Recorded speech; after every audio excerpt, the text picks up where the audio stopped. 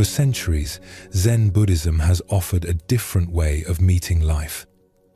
Not through complexity or struggle, but through simplicity, through learning to be present with what actually is, rather than fighting for what we wish would be. Tonight, we'll go on a journey that explores these ancient teachings, not as lessons to memorize or techniques to master, but as stories to rest with. Before we begin, feel free to share what time it is and where you're listening from. Zen teaches that what we're looking for is already here. The calm we seek isn't hidden somewhere in the future, waiting for the right conditions. It's present now, beneath the surface of your thoughts, beneath your worries about tomorrow and memories of today. These stories are just invitations to notice what was here all along. Peace doesn't require perfection. Rest doesn't demand that everything be solved first. There's nothing you need to prepare, nothing you need to understand before we begin. Just relax. Take a slow, deep breath, and let's begin our journey together.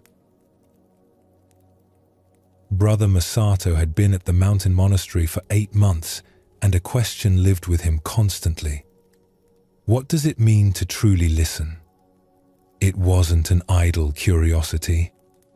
The question woke him before dawn and followed him through his daily tasks. It sat with him during meditation and walked beside him on the forest paths.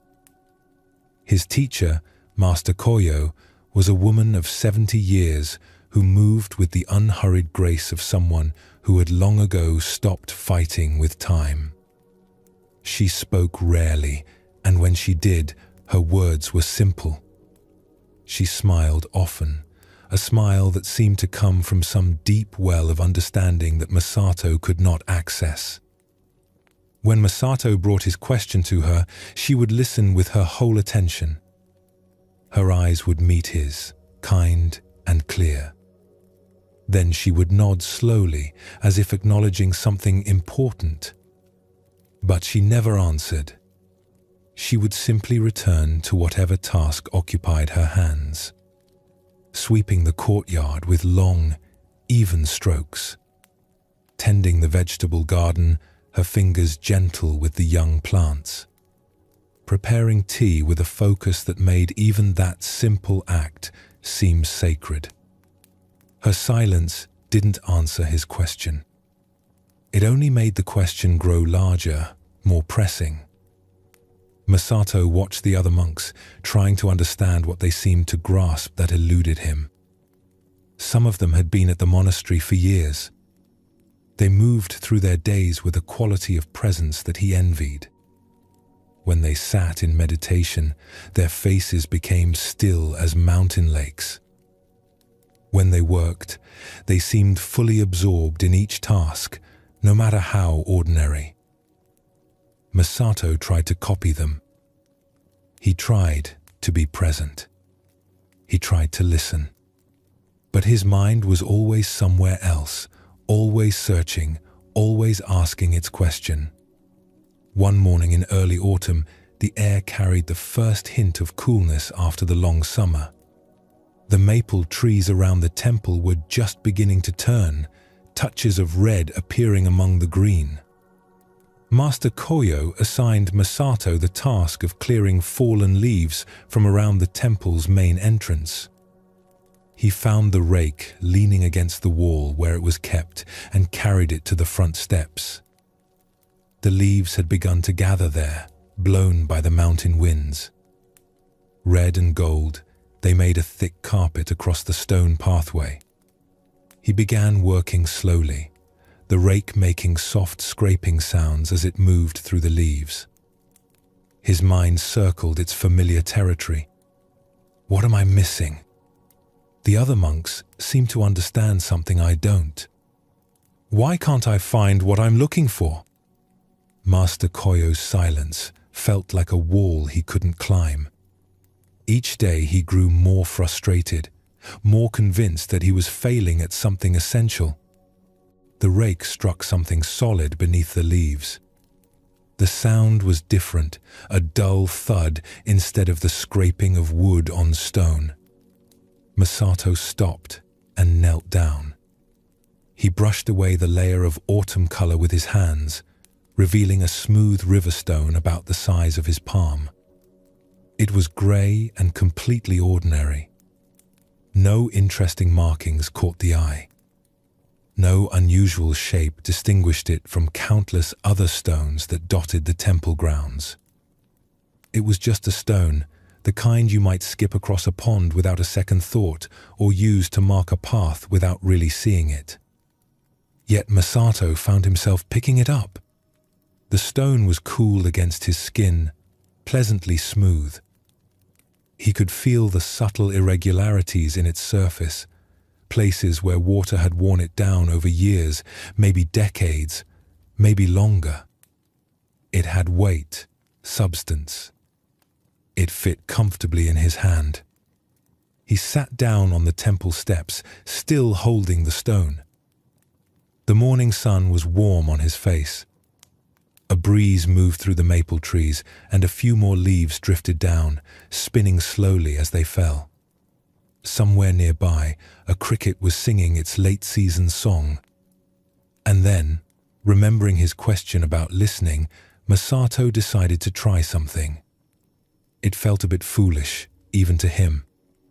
Stones don't speak, after all. They don't have wisdom to share in words. But his teacher had once mentioned, almost in passing, that wisdom could be found in unexpected places. That, sometimes, the most profound teachings came from what seemed most ordinary. So he closed his eyes and tried to listen to the stone. At first there was only the sound of his own breathing, and behind that, the familiar chatter of his mind. This is pointless. You're wasting time when you should be finishing the raking. What are you even doing? Someone might see you sitting here talking to a rock. This isn't how you're supposed to practice. The thoughts came in waves, each one pulling at his attention. His mind wanted to analyze, to judge, to move on to the next thing. It wanted to be anywhere but here, holding this stone, trying to listen. But he kept sitting. Something stubborn in him refused to give up, even though he wasn't sure what he was trying to do. He kept holding the stone, feeling its coolness, its weight. He kept his eyes closed. He kept trying to listen, though he didn't know what that meant anymore.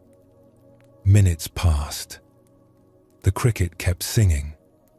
The breeze kept moving through the trees. Gradually, without him noticing exactly when it happened, something began to shift. Not dramatically. There was no sudden flash of insight. Just a gentle softening, like ice beginning to thaw at the edges.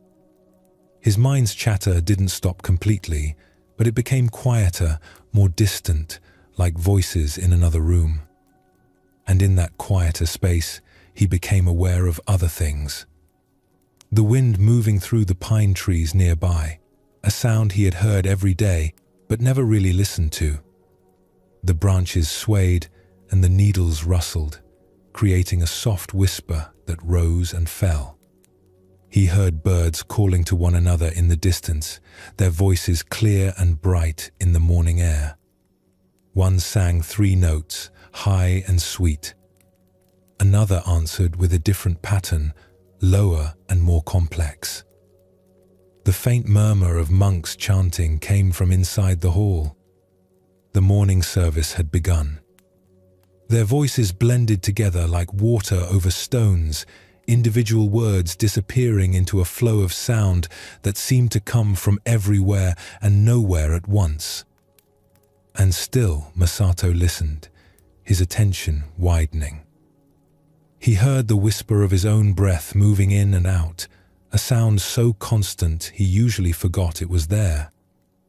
He felt the steady rhythm of his heart, the pulse of blood through his body. His thumb moved slightly against the stone surface, and he heard even that, the faint sound of skin on stone. Beneath all the individual sounds, there was something else. Not a sound exactly, but a presence. A kind of quiet hum that seemed to hold everything together. The simple fact of existence itself. Morning. Mountain. Breathing. Being. The stone remained in his hand. Cool. Smooth. Silent. Unchanging. It had no wisdom to offer in words. It made no promises. It simply was what it was, completely and without question. Masato exhaled slowly and opened his eyes. The world looked the same as before. The stone looked exactly as it had when he first picked it up. Grey, ordinary, unremarkable. The leaves still covered the pathway. The rake still leaned against his leg where he had set it down. Yet, something had changed. Not in the stone. Not in the world around him. In him. In how he was meeting the moment. He stood slowly, still holding the stone. His legs had stiffened a bit from sitting, and he stretched them carefully. Then he walked to where Master Koyo was sweeping the path that led to the garden. Her movements were rhythmic and peaceful, the broom making long, even strokes across the stones. Masato approached and bowed. He placed the stone on the ground before her, saying nothing. Words felt unnecessary now, somehow too small for what he wanted to express. The old woman stopped sweeping. She looked down at the stone for a long moment, her eyes soft. Then she looked at Masato, and something in her expression shifted. Recognition, perhaps, or acknowledgement. Her eyes were warm and knowing, carrying that quality of understanding he had noticed before, but never quite grasped. "You have listened well," she said quietly. Her voice was gentle, almost a whisper, but it carried clearly in the morning air. Masato bowed again, deeper this time. He realized he didn't need to ask his question anymore. The stone had answered it, not through words or explanations, but through the quality of silence it had invited him into. Through the simple act of being present with something completely ordinary until it revealed itself as extraordinary. That evening, after the day's work was complete and the temple had settled into its nighttime quiet, Masato placed the stone on the small shelf in his room. It sat there among his few possessions. His wooden bowl, his extra robe, a candle, and now this stone, which was just a stone but also something more. A reminder of a moment when his restless searching had stopped and something deeper had opened up. In the days that followed, the stone remained on his shelf. Masato would see it each morning when he woke and each evening before he slept. It never moved. It never changed. It was exactly what it had always been. Yet, each time he looked at it, he remembered that morning on the temple steps. The moment when he learned to listen with more than just his ears. When he discovered that what he had been searching for wasn't hidden somewhere else. It was right here, in the simple act of paying attention, in becoming quiet enough to hear what had been present all along. This story speaks to something at the heart of Zen Buddhism. We spend so much time looking for wisdom in complicated places. We read books, study teachings, ask questions of teachers and masters. We search for answers, for techniques, for some special knowledge that will unlock understanding. We think wisdom must be difficult, must require years of practice or special insight. But the stone teaches something else. It teaches that what we're looking for isn't hidden in complexity. It's present in the simplest things, if we can learn to be present with them. Masato's question about listening was a genuine question, coming from a real longing to understand. But notice that he didn't get an answer in words. Master Koyo could have explained what true listening means. She could have given him techniques or practices, steps to follow, concepts to grasp. Instead, she just kept being quiet. Kept doing simple tasks with complete attention. She was showing him rather than telling him, inviting him to discover through his own experience what couldn't be captured in explanation. The stone became Masato's teacher because he finally stopped trying so hard to understand and just sat with it. He gave it his full attention, not analyzing it or thinking about it or trying to figure out what it meant. Just being present with this ordinary piece of the mountain. What he discovered was that listening isn't really about the ears at all. It's about a quality of attention that includes everything. When we truly listen, we're not just hearing sounds. We're opening ourselves to the whole present moment. The wind, the birds, the breathing, the heartbeat, the silence that holds all sounds. The simple fact of being alive and aware. This is what Zen Buddhism means by presence. Not thinking about the moment. Not analyzing it or trying to understand it or figure out what to do with it. Just being here, fully, with whatever is happening. The stone couldn't teach this through words. It could only invite Masato into a different way of being, and he had to accept that invitation himself. What's interesting is that the stone itself didn't change. It was the same before and after. Grey, ordinary, smooth. Masato was the one who changed. He stopped searching for understanding somewhere else and discovered it right where he was. In the simple act of sitting still, holding something ordinary, paying attention without trying to get anywhere or become anything. This matters because we live so much of our lives the way Masato lived those first 8 months. Restless, searching, asking questions and waiting for answers. Thinking that peace or wisdom or understanding is somewhere other than here, sometime other than now. We're so busy looking for it that we miss the fact that it's already present, has always been present, is presenting itself in every moment we're too distracted to notice. A young courier named Kaito hurried through the marketplace, a sealed letter pressed against his chest. His hand held it tightly, as if the paper might somehow escape if he loosened his grip. The governor was waiting for this message, and Kaito had been entrusted with its delivery. The responsibility felt heavy, important. There was no time to waste. His feet moved quickly through the crowded square, dodging between merchants and shoppers, his eyes focused on the path ahead. The market was busy that morning, as it always was, when the weather was good and the farmers had brought their produce down from the surrounding hills. The square was filled with color and sound and movement. Vendors called out their prices in sing-song voices, each trying to be heard over the others. Fresh fish, just caught this morning. Persimmons, sweet and ripe. Rice, the best quality. Cartwheels rattled over the uneven stone pavement, and somewhere a dog was barking.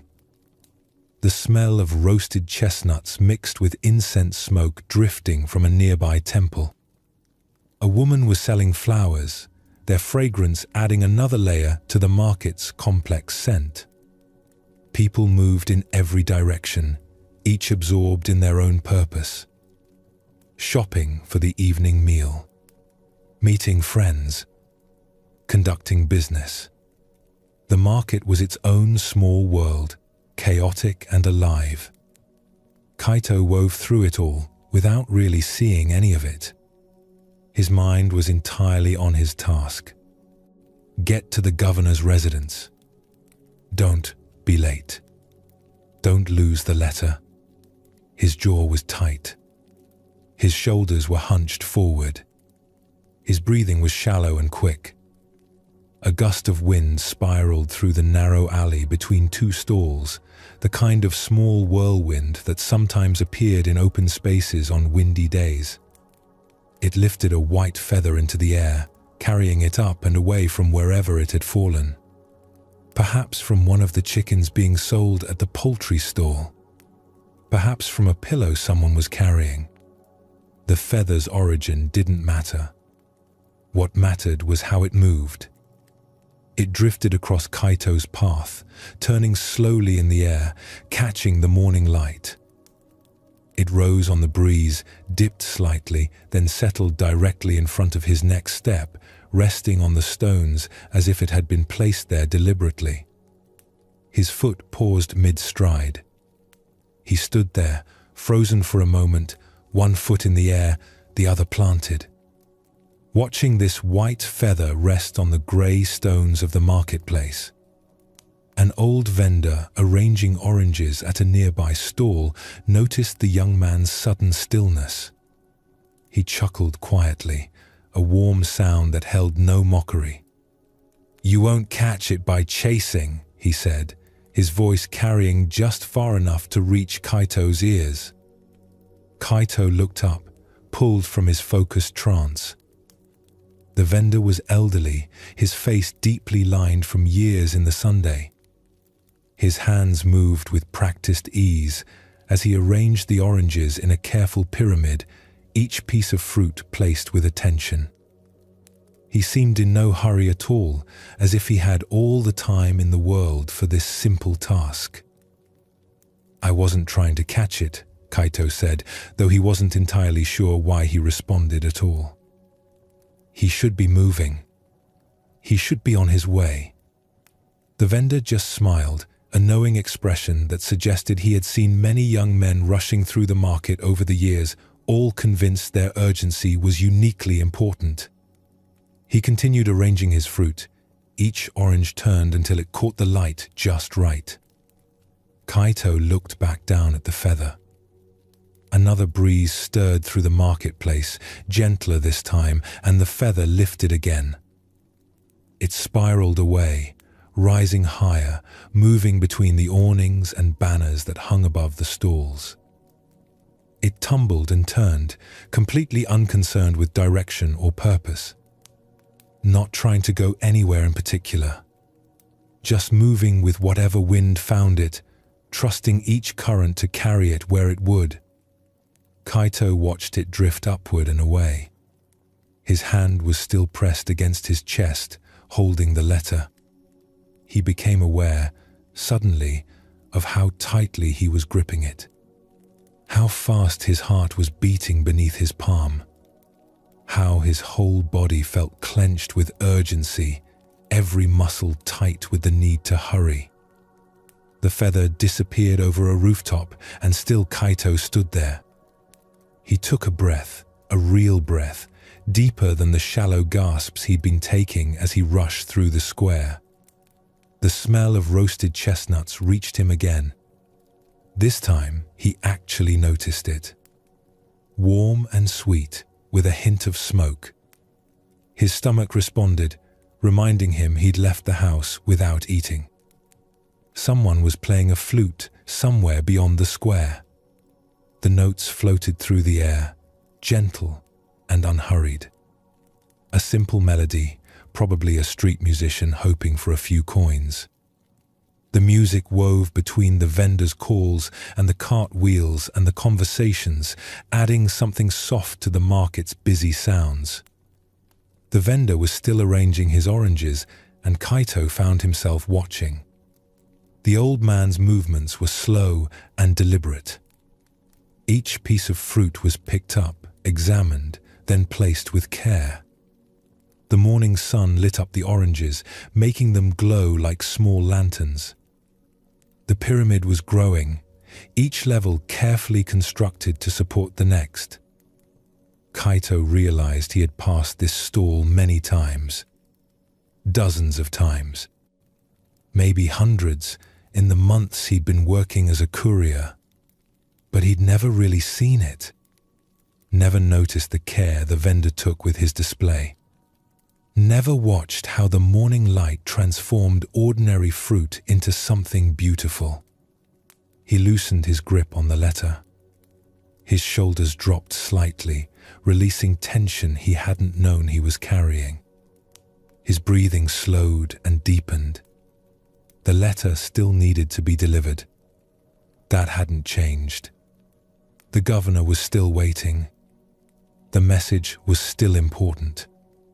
But Kaito found himself wondering if it truly had to be this very second. If perhaps the message would arrive exactly when it needed to, whether he ran there in a panic or walked with some awareness of the world around him.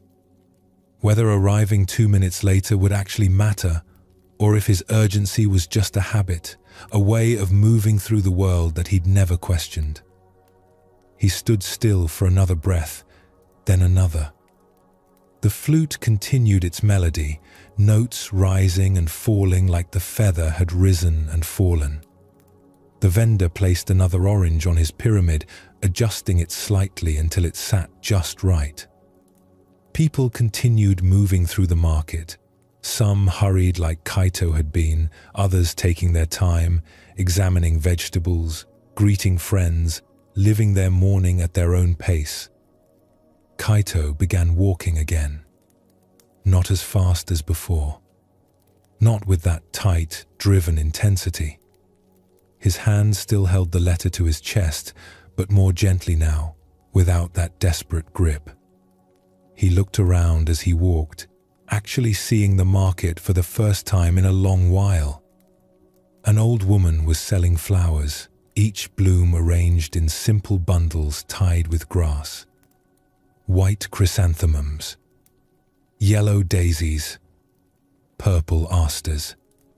She sat behind her display with a peaceful expression, not calling out like the other vendors, just letting the flowers speak for themselves. A child was laughing at something his mother said, the sound bright and free. The mother smiled down at him, in no rush to move along, content to share this moment of joy with her son. Kaito noticed the way the sunlight came through the fabric awnings, painting everything in soft, warm colors. Red and gold and orange, like autumn itself, had been caught in cloth and hung above the market square. The governor's residence was only 2 streets away. Kaito would arrive in a few minutes instead of 1. The message would be delivered. His duty would be fulfilled. But something in how he moved through the world had shifted, all because a feather had fallen in his path and he had paused just for a moment to watch it fly away. This story shows us something simple but easy to forget. We move through our days with such focused urgency. We have places to go, tasks to complete, people waiting for us. This feels important. And often it is. Responsibilities are real. Duties matter. But in our rush toward the next thing, we miss the texture of living itself. We miss the actual experience of being alive. Kaito was doing what felt necessary. Delivering a message quickly. Being responsible. Taking his work seriously. Nothing wrong with any of that. These are good qualities. But notice what was happening in his body, in his mind. His whole being was clenched. His awareness had narrowed to a single point. Get there. Don't waste time. Hurry. Everything else had disappeared. The feather interrupted this momentum. Not dramatically. Not with force or demand. Just gently, with its simple presence. A small white thing drifting on the wind, completely unbothered by urgency or purpose. It had no message to deliver, no deadline to meet, no one waiting for it. It simply moved with whatever moved it, rising and falling with complete trust in the wind's direction. Something about watching it helped Kaito remember that there's another way to be in the world. He could still deliver his message, still be responsible, still fulfill his duty, and arrive at the governor's residence. But he didn't have to turn himself into a tightly wound spring to do it. He didn't have to shut out everything except his goal. This is what Zen Buddhism calls getting lost in doing. We become so identified with our tasks and purposes that we forget we're also alive in this moment. We forget there's a whole world happening around us. Roasted chestnuts and flute music and morning sunlight. Small moments of beauty and presence that exist whether we notice them or not. Life happening right now, right here, while we rush past it towards some future moment when we think we'll finally have time to pay attention. The old vendor with his oranges was showing a different way. He was working too. Arranging fruit to sell, trying to attract customers, earning his living. But he wasn't at war with the moment. He placed each orange with care, as if this simple task deserved his full attention. He had time to notice a young man pausing to watch a feather. He could smile and offer a gentle observation. His work and his presence weren't separate things. He was fully there, doing what needed doing, but also being alive while doing it. The rain had been falling since dawn, turning the forest path into mud and standing water. 2 monks walked in silence, their robes growing heavy with moisture, their sandals making wet sounds with each step. Brother Kenji was young, barely 20, with only 2 years at the monastery. Brother Taizen had been walking these mountain paths for nearly 4 decades. The abbot had sent them together to deliver medicine to a village on the other side of the mountain. As they rounded a curve where the path dipped toward a stream, they saw a young woman standing at the water's edge. She wore fine silk robes, her hair arranged with carved wooden pins. She stared at the swollen stream with clear worry on her face. The water rushed brown and angry, carrying broken branches from higher up the mountain. What was normally a gentle brook had become a torrent that would reach past her knees. She turned as she heard their footsteps and bowed. "Honored monks," she said, "I was visiting my grandmother when the rain started. Now I cannot cross. My clothes will be ruined and I am expected home before nightfall. Would one of you be willing to help me?" Kenji stiffened immediately. His hand moved to the prayer beads at his waist. "Certainly not," he said, his voice tight. "Our vows forbid physical contact with women. Surely you know this." The young woman's face fell. She looked back at the rushing water, then at the darkening sky. Taizen said nothing. He simply walked forward, adjusted his robe, and bent slightly. "Climb onto my back," he said calmly. The woman hesitated, looking between the 2 monks. Kenji had turned away, his face rigid. But Taizen waited patiently, and finally she accepted. The older monk carried her across the stream with steady, careful steps. The water pulled at his robes, and the current tried to push him sideways, but his footing remained sure. When they reached the other side, he set her down gently on the dry path. She bowed deeply, her hands pressed together. "Thank you, honored teacher. You have shown great kindness." Taizen returned her bow and watched as she hurried up the path toward the village, her silk robes untouched by the muddy water. Kenji crossed the stream alone, jumping from rock to rock with barely hidden anger. When he reached the other side, he would not look at his companion. They walked on through the forest. The rain began to ease, and patches of pale sky appeared between the clouds. Neither monk spoke. An hour passed. Then another. The path climbed steadily upward, winding between ancient cedars whose bark was thick with moss. Normally, Kenji enjoyed this part of the journey. Today, he could see nothing but his own churning thoughts.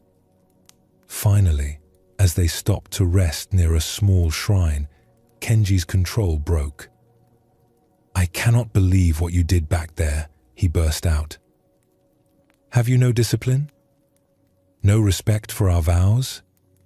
The rules are clear. We are forbidden from touching women. You carried her on your back as if you were a common porter.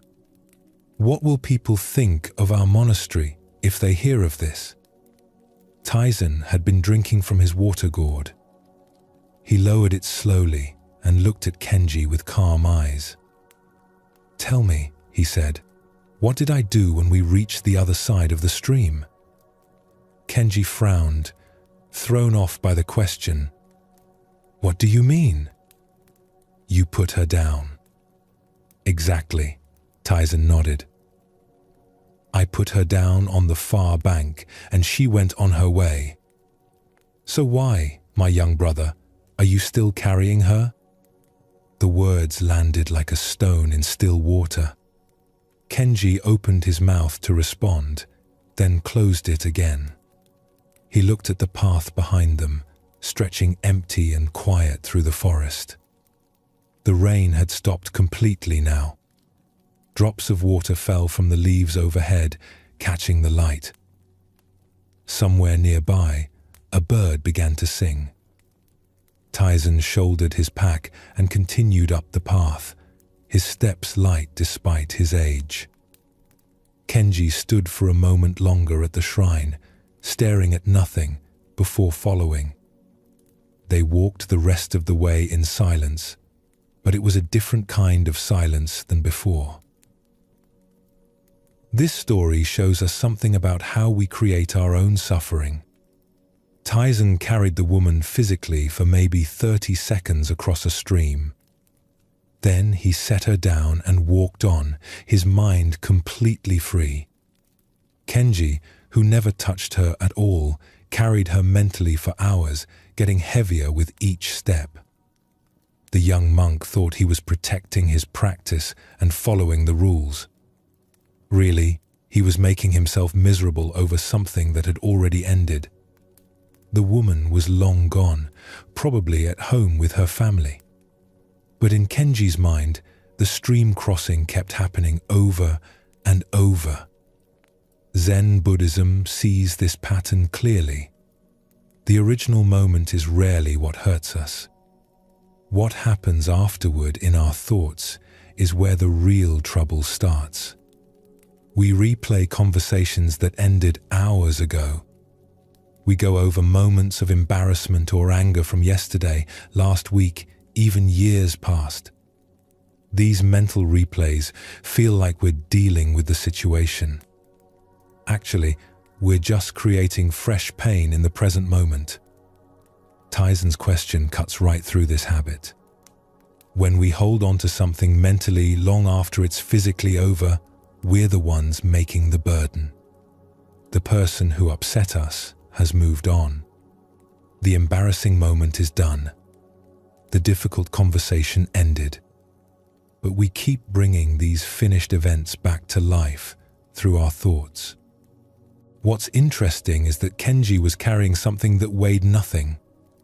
An event that was over. A woman who was gone. His arms were empty, but his mind was full. This is what thoughts do when we give them too much power. They can make us tired from carrying air. Zen doesn't say we should ignore what happened or pretend difficult things didn't occur. Taizen didn't pretend he hadn't carried the woman. He just didn't need to carry her any further than the opposite bank. The action was complete. Why make it continue? This matters especially when we're trying to rest.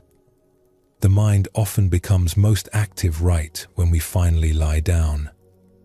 Every unfinished conversation from the day comes back. Every awkward moment replays itself. Every worry about tomorrow shows up.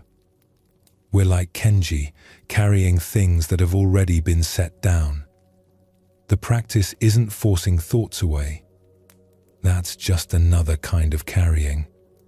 It's more like noticing when we're adding weight that doesn't need to be there. Oh, this is a memory, not something happening now. Oh, I'm rehearsing an argument that's already over. Just seeing this clearly can change something.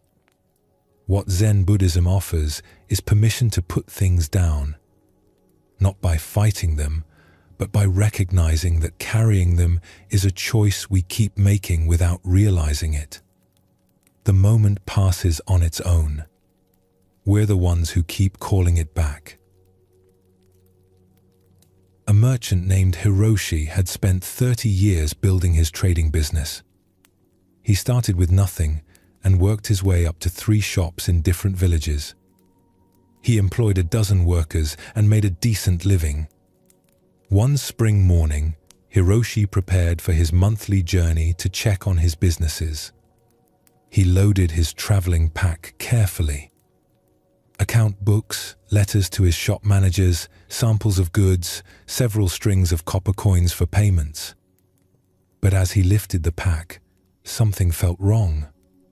It seemed heavier than usual, pulling at his shoulders with unexpected weight. He set it down and opened it, checking everything. Nothing was missing.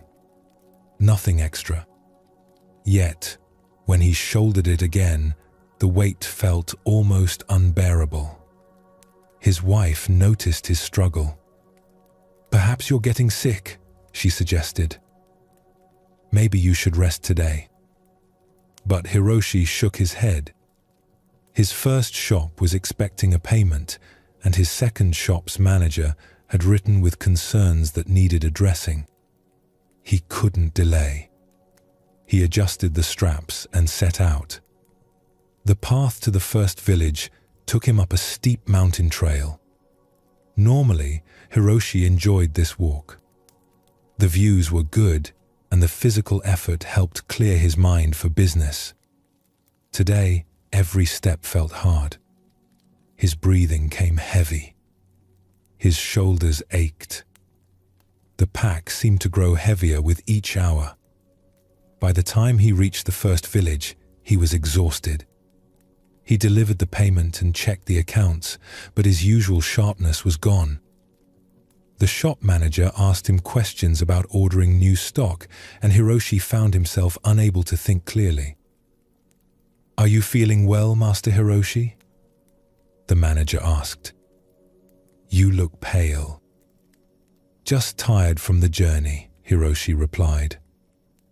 The pack was heavy today. He stayed the night at the village inn, hoping sleep would help. But the next morning, the pack felt even heavier. The walk to the second village took twice as long as usual. Hiroshi had to stop and rest every few hundred paces, setting the pack down before forcing himself to pick it up again. At the second shop, the manager was waiting with concerns about a supplier delivering poor quality goods. Normally, Hiroshi would have offered clear guidance. Today, his mind felt as heavy as his pack. He gave vague instructions and left quickly. The third village was still 2 days away. Hiroshi sat at a roadside shrine, looking at his pack with something close to despair. He couldn't continue like this. An old monk appeared on the path, walking easily despite his age. He carried nothing but a small bundle and a walking stick. When he saw Hiroshi slumped at the shrine, he paused. "You look troubled, friend," the monk said. Hiroshi gestured at his pack. This burden has become impossible. I don't know what's wrong with me. The monk studied the pack. May I? He asked, reaching for it. Hiroshi nodded. The monk lifted the pack easily, testing its weight. This is not particularly heavy, he observed. What's inside? Business items, Hiroshi said. Account books, letters, some coins. Nothing unusual. And yet it feels unbearable to you? For 2 days now, yes. The monk sat beside Hiroshi at the shrine. Tell me about your business. Hiroshi wasn't sure why he opened up to this stranger, but something about the monk's presence made it easy. He explained about his 3 shops, his employees, his responsibilities. And then, though he hadn't planned to, he found himself talking about his worries.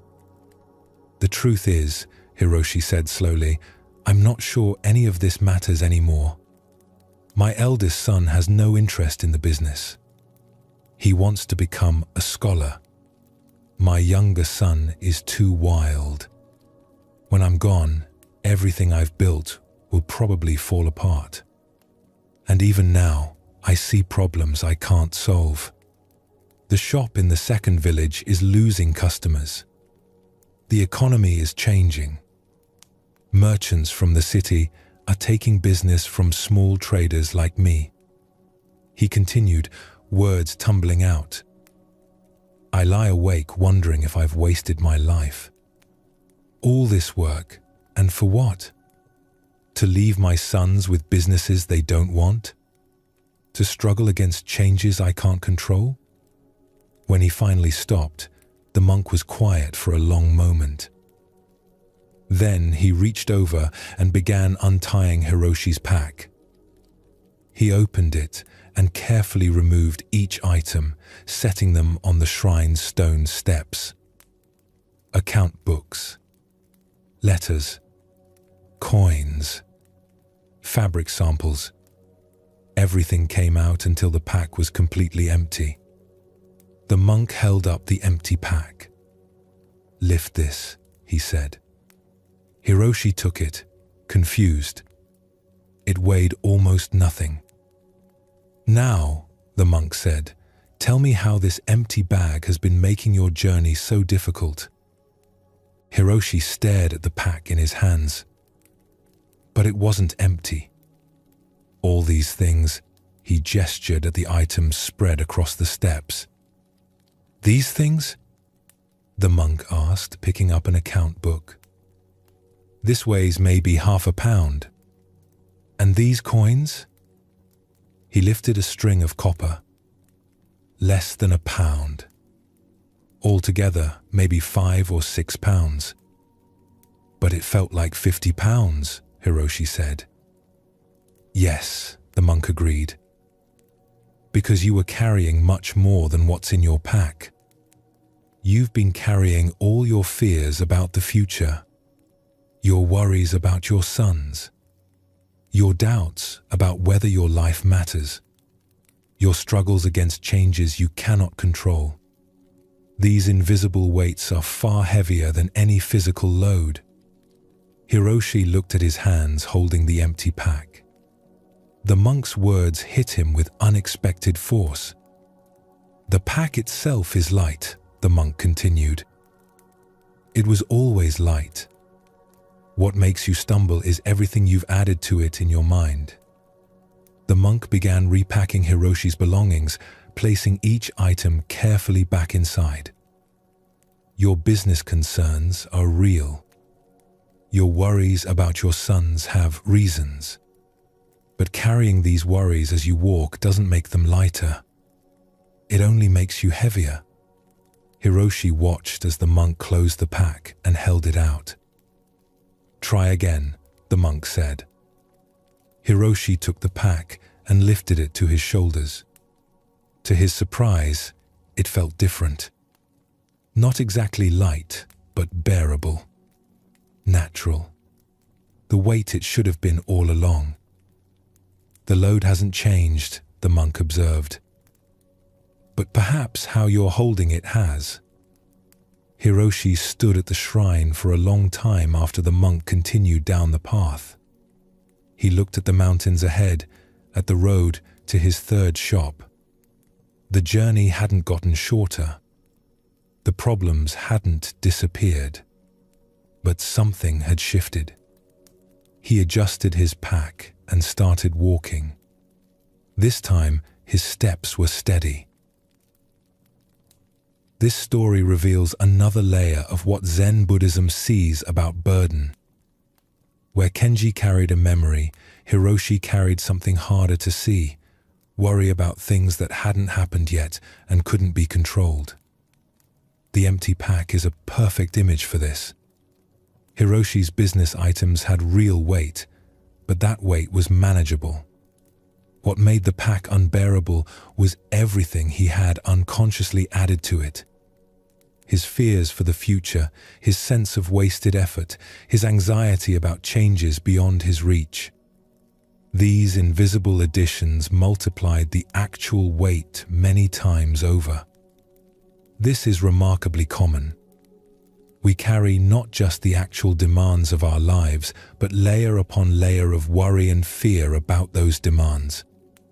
A simple meeting at work becomes heavy with anxiety about performance and what others think. A conversation with family carries the weight of old patterns and future expectations.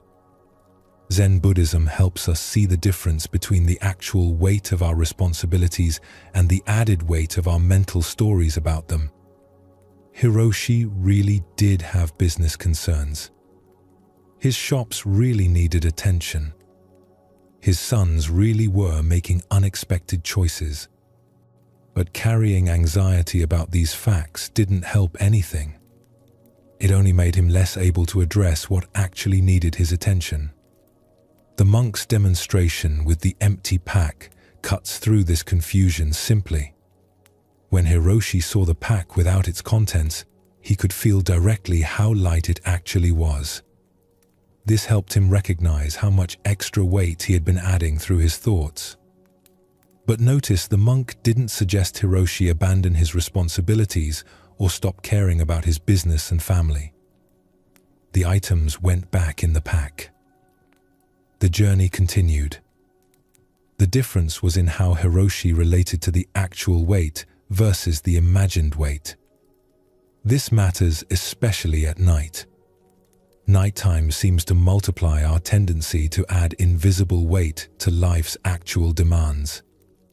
A problem that seemed manageable during the day can feel crushing when we're lying in the dark. Worries we kept in perspective while active suddenly seem urgent and overwhelming. What Zen sees is that if we had to solve every problem before we could feel peace, we would be trapped. Some concerns don't have quick solutions. Some worries are about things that haven't happened and may never happen. Some fears are about changes we genuinely cannot control. But recognizing the difference between the actual situation and our anxiety about the situation creates space for peace even when problems remain. Hiroshi's shops didn't suddenly become successful. His sons didn't transform. Yet he could walk on with a lighter step. The actual weight of this moment, right now, is probably much lighter than it feels. Most of what we're carrying is invisible, added by thoughts, sustained by worry. Seeing this clearly doesn't make us irresponsible.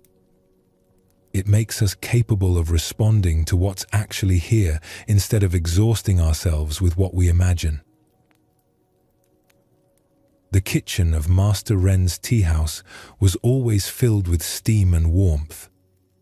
The scent of simmering broth hung in the air, mixing with the smell of fresh-cut vegetables and the faint char of the wood fire. The rhythmic sound of a knife against a cutting board provided a steady pulse to the room's activity. A young apprentice named Jiro had been assigned what seemed like the simplest task in the kitchen: stirring the soup. He stood by the great iron pot that hung over the fire, wooden spoon in hand, watching the broth swirl beneath his touch. The pot was large enough to feed everyone who came to the tea house that day, and it needed constant attention to keep the ingredients from settling and burning at the bottom. Jiro had been at the tea house for 3 months now.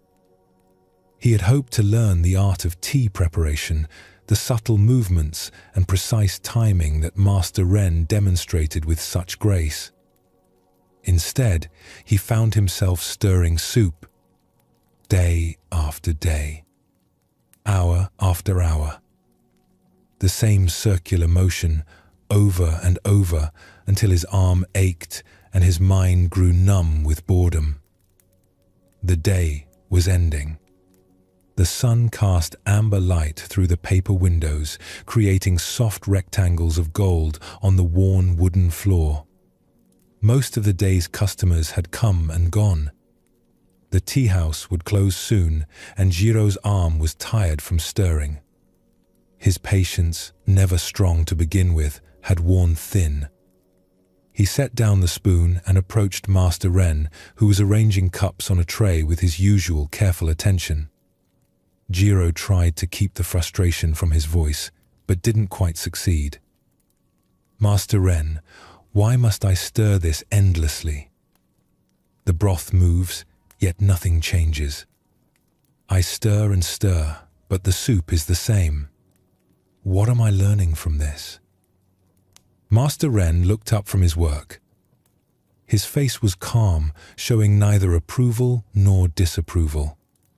He was a man of perhaps 50 years, with silver streaking his dark hair and lines around his eyes that suggested he smiled often. He set down the tray and gestured for Jiro to follow him. They walked outside to the small garden behind the tea house. It was a simple space, just a few carefully placed stones, some bamboo, and a small pond that reflected the evening sky. The surface of the pond was perfectly still, like glass. Master Ren led Jiro to the edge of the water. Without speaking, Master Ren bent down and dipped his finger into the pond. He traced a slow circle in the water. Ripples spread outward from where his finger touched, moving in perfect rings. They distorted the reflection of the sky, breaking the clouds and the fading sunlight into fragments of light and color. The ripples moved outward and outward until they reached the edge of the pond, then gradually faded. The surface became still again, returning to its mirror-like calm. Jiro watched, puzzled. He waited for Master Ren to explain, to tell him what this demonstration meant. But the master simply looked at him with a gentle, questioning expression. "I don't understand," Jiro finally said. "The pond moves only when disturbed. Someone has to touch it to create the ripples." Master Ren nodded slowly. "And the soup?" "The soup is the same," Jiro replied, still not grasping the point. "It needs to be stirred or it will burn. It won't move on its own." "Are you certain?" Master Ren asked. Then he turned and walked back toward the tea house, leaving Jiro standing alone by the pond. Jiro stared at the still water. He looked at his own reflection, clear now that the ripples had faded. He thought about the soup sitting in its iron pot over the fire. He thought about all the hours he had spent stirring, convinced that without his constant motion, the soup would somehow fail. That night, as he returned to the pot for what he expected would be another hour of stirring, Jiro hesitated. His hand reached for the wooden spoon, but stopped before touching it. He stood beside the pot, simply watching. The steam rose in gentle curls, carrying the rich smell of vegetables and herbs. The fire crackled beneath the pot, its flames dancing in their constant, changing patterns. And in the depths of the pot, barely visible through the steam and the dim light, something moved. Jiro leaned closer, watching more carefully.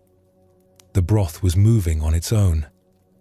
Slowly, almost imperceptibly, it turned in a lazy spiral. The heat from the fire below created currents in the liquid. Warmer broth rose from the bottom, while cooler liquid descended from the top. The pot was stirring itself in its own way, following the natural patterns of heat and movement. Jiro stood there for a long time, just watching. The broth continued its slow circulation. Nothing burned. Nothing settled. The soup was doing exactly what it needed to do, and his constant stirring had been, if not unnecessary, then at least not as essential as he had believed. He picked up the spoon, but now his relationship to it had changed.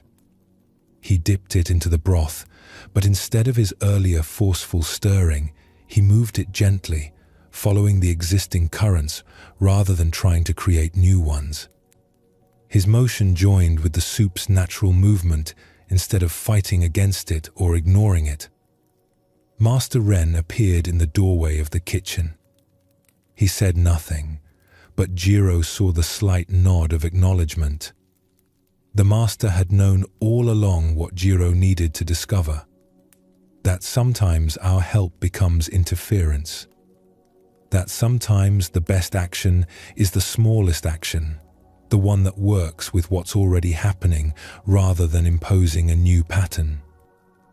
In the days that followed, Jiro's relationship with the soup pot changed entirely.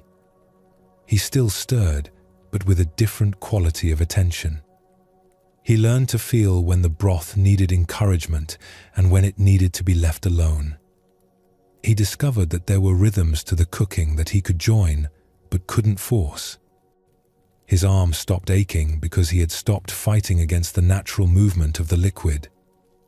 More than that, something in his mind had shifted. He began to notice this same pattern everywhere. In the garden, plants grew at their own pace, regardless of how much he wished them to hurry. In the tea house, conversations between customers flowed in their own directions, following paths that couldn't be predetermined. Even in preparing tea, there was a point where all the careful preparation gave way to simply allowing the leaves to steep, to release their essence in their own time.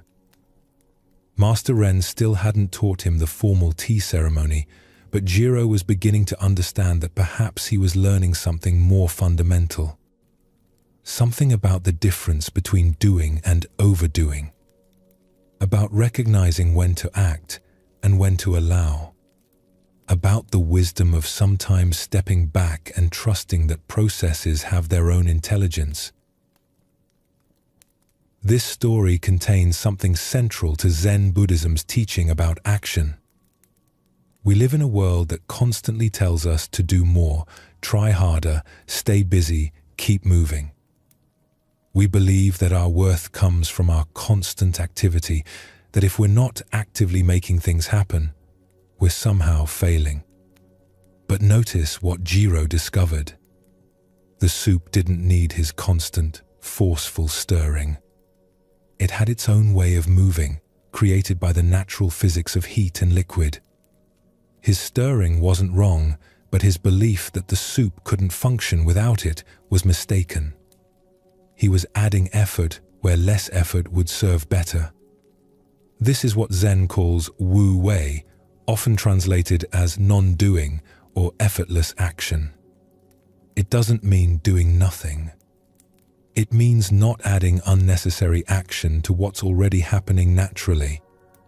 It means learning to feel the difference between helpful engagement and interference disguised as help. Think about how much energy we spend in forceful stirring. We try to make relationships develop faster than they naturally would. We push against our own creative processes, demanding immediate results. We attempt to force solutions to problems that might resolve themselves if given time and space. We stay busy with motion that creates the illusion of progress, while actually preventing natural development. Jiro's tired arm was a signal. His frustration was a signal. These were signs that he was working against something rather than with it. But we often ignore these signals, thinking that difficulty means we need to try harder, that resistance means we need to push more forcefully. What Master Ren showed with the pond was elegant. A finger touching water creates ripples. Remove the finger and the ripples fade. The water returns to stillness on its own. No one needs to make it calm again. This is the nature of things when left to follow their own course. The soup, too, had its own nature. Heat rises. Cooler liquid descends. This creates circulation without anyone forcing it. Jiro's role wasn't to create this movement, but to work gently with it, to guide it slightly when needed, to trust it most of the time.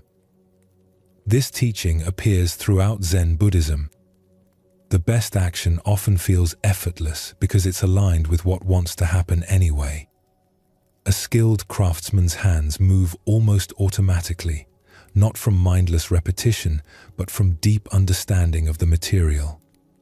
A gardener learns when to prune and when to let growth take its course.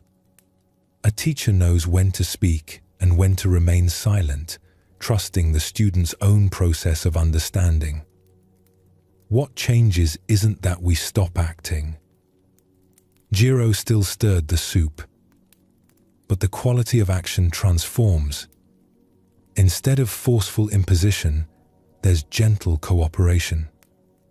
Instead of constant interference, there's trust in natural processes with occasional guidance.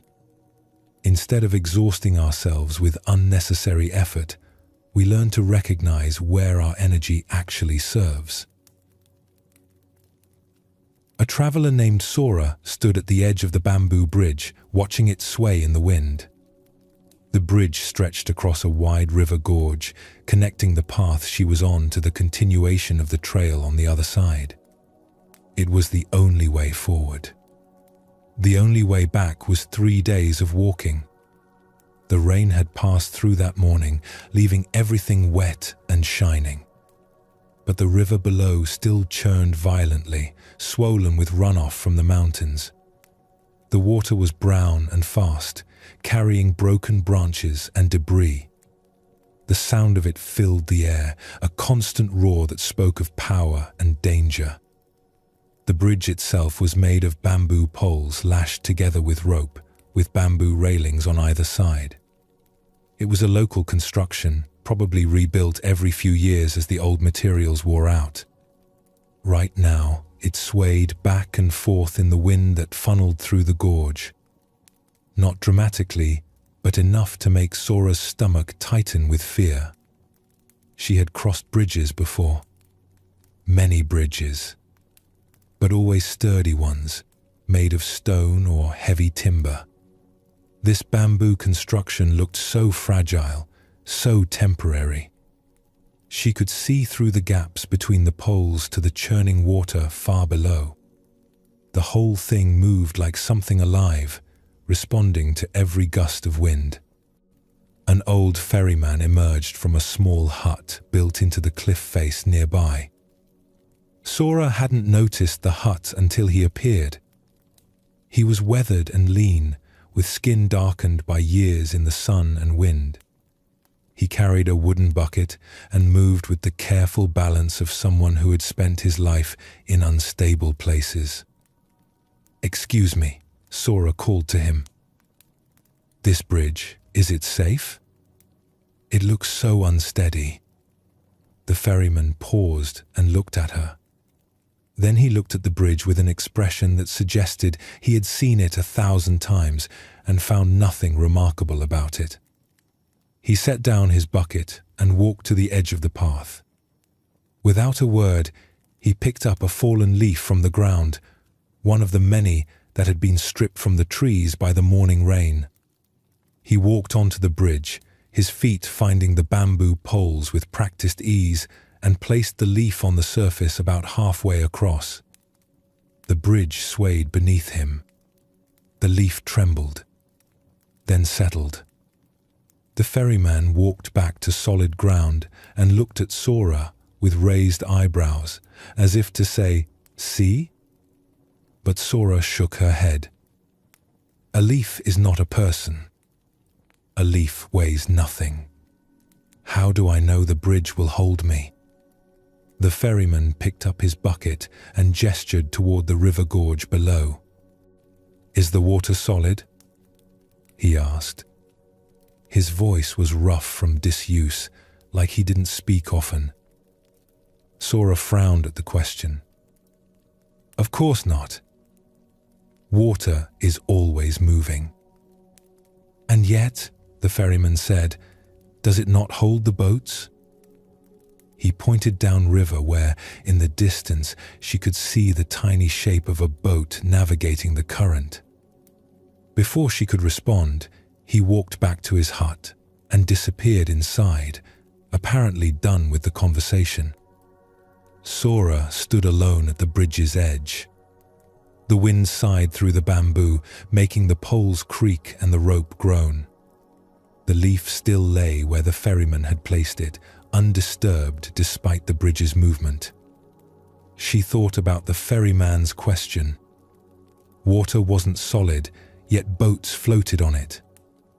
Water was always moving, always changing, yet it could be trusted to support what rested on its surface.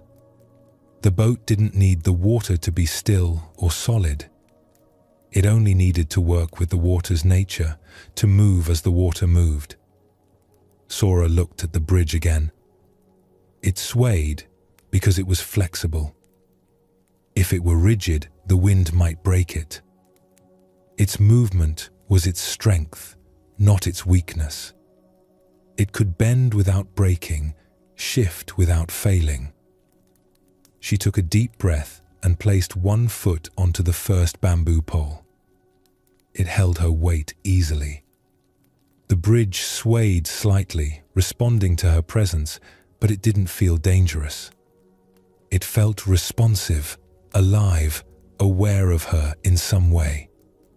She placed her other foot forward. The bridge continued to sway gently. She could feel it moving beneath her, adjusting to her weight, distributing the load across its structure. It was unsettling at first, this constant motion.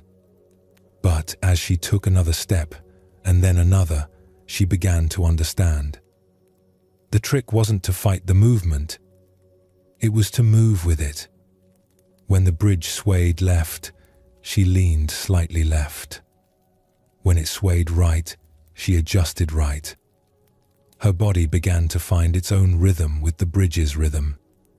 They were dancing together, in a sense, each responding to the other. Halfway across, she reached the leaf. She paused there, looking down at it. The leaf had known something she was only now learning. It didn't resist the bridge's movement. It simply rested there, light and trusting, moving when the bridge moved, still when the bridge was still. She continued to the other side, her steps growing more confident. By the time she reached the far edge and stepped onto solid ground again, something had changed. Not in the bridge. In her. She turned and looked back across the gorge. The bridge still swayed in the wind. It looked just as unstable as it had before. But she no longer saw it as dangerous. She saw it as wise, as perfectly designed for the forces it had to navigate. Its flexibility was what allowed it to survive in this wind-torn gorge. A rigid bridge would have been destroyed long ago. Sora continued on her journey, but she carried the bridge's teaching with her. That sometimes what looks unstable is actually more trustworthy than what appears solid. That flexibility can be stronger than rigidity. That moving with something is often safer than trying to remain completely still. This story touches something essential in Zen Buddhism's understanding of how to live. We spend so much energy trying to create stability, trying to build lives that won't move or change or sway. We want solid ground beneath our feet at all times. We want certainty, security, permanence. But the bridge teaches a different wisdom. It teaches that flexibility is strength, that what bends can survive forces that would break rigid structures. That trust sometimes means accepting movement rather than demanding stillness. Sora's fear at the bridge's edge was natural. Our instinct is to trust what feels solid and fear what moves. But notice what the ferryman revealed. The leaf rested on the swaying bridge without fear. The boat floated on moving water without sinking. Neither needed stillness to be safe. They needed only to work with the movement rather than against it. Think about the areas of life where we demand solidity.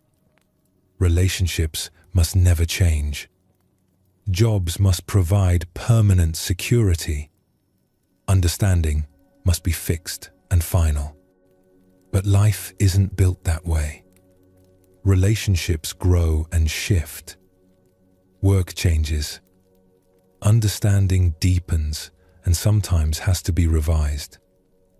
When we insist that these things remain rigid, we create suffering for ourselves. Sora's journey across wasn't about conquering her fear through force of will. It was about learning to move differently. When she stopped resisting the bridge's sway and started moving with it, the crossing became not just possible but natural. Her body found its rhythm with the bridge's rhythm. They collaborated rather than fought. This teaching appears everywhere in Zen practice. In meditation, we learn that thoughts will move through the mind like wind through a gorge. We can exhaust ourselves trying to make the mind completely still, or we can learn to sit peacefully while thoughts come and go. In daily life, we can rage against change and uncertainty, or we can develop the flexibility to move with them. What makes this difficult is that flexibility requires trust. Sora had to trust the bridge before she could learn to move with it. She had to take that first step without certainty about what would happen. This is the leap that Zen often asks of us. Not blind trust, but trust earned through testing, through actually stepping onto the bridge and discovering that it holds. This is how we learn to trust life's instability.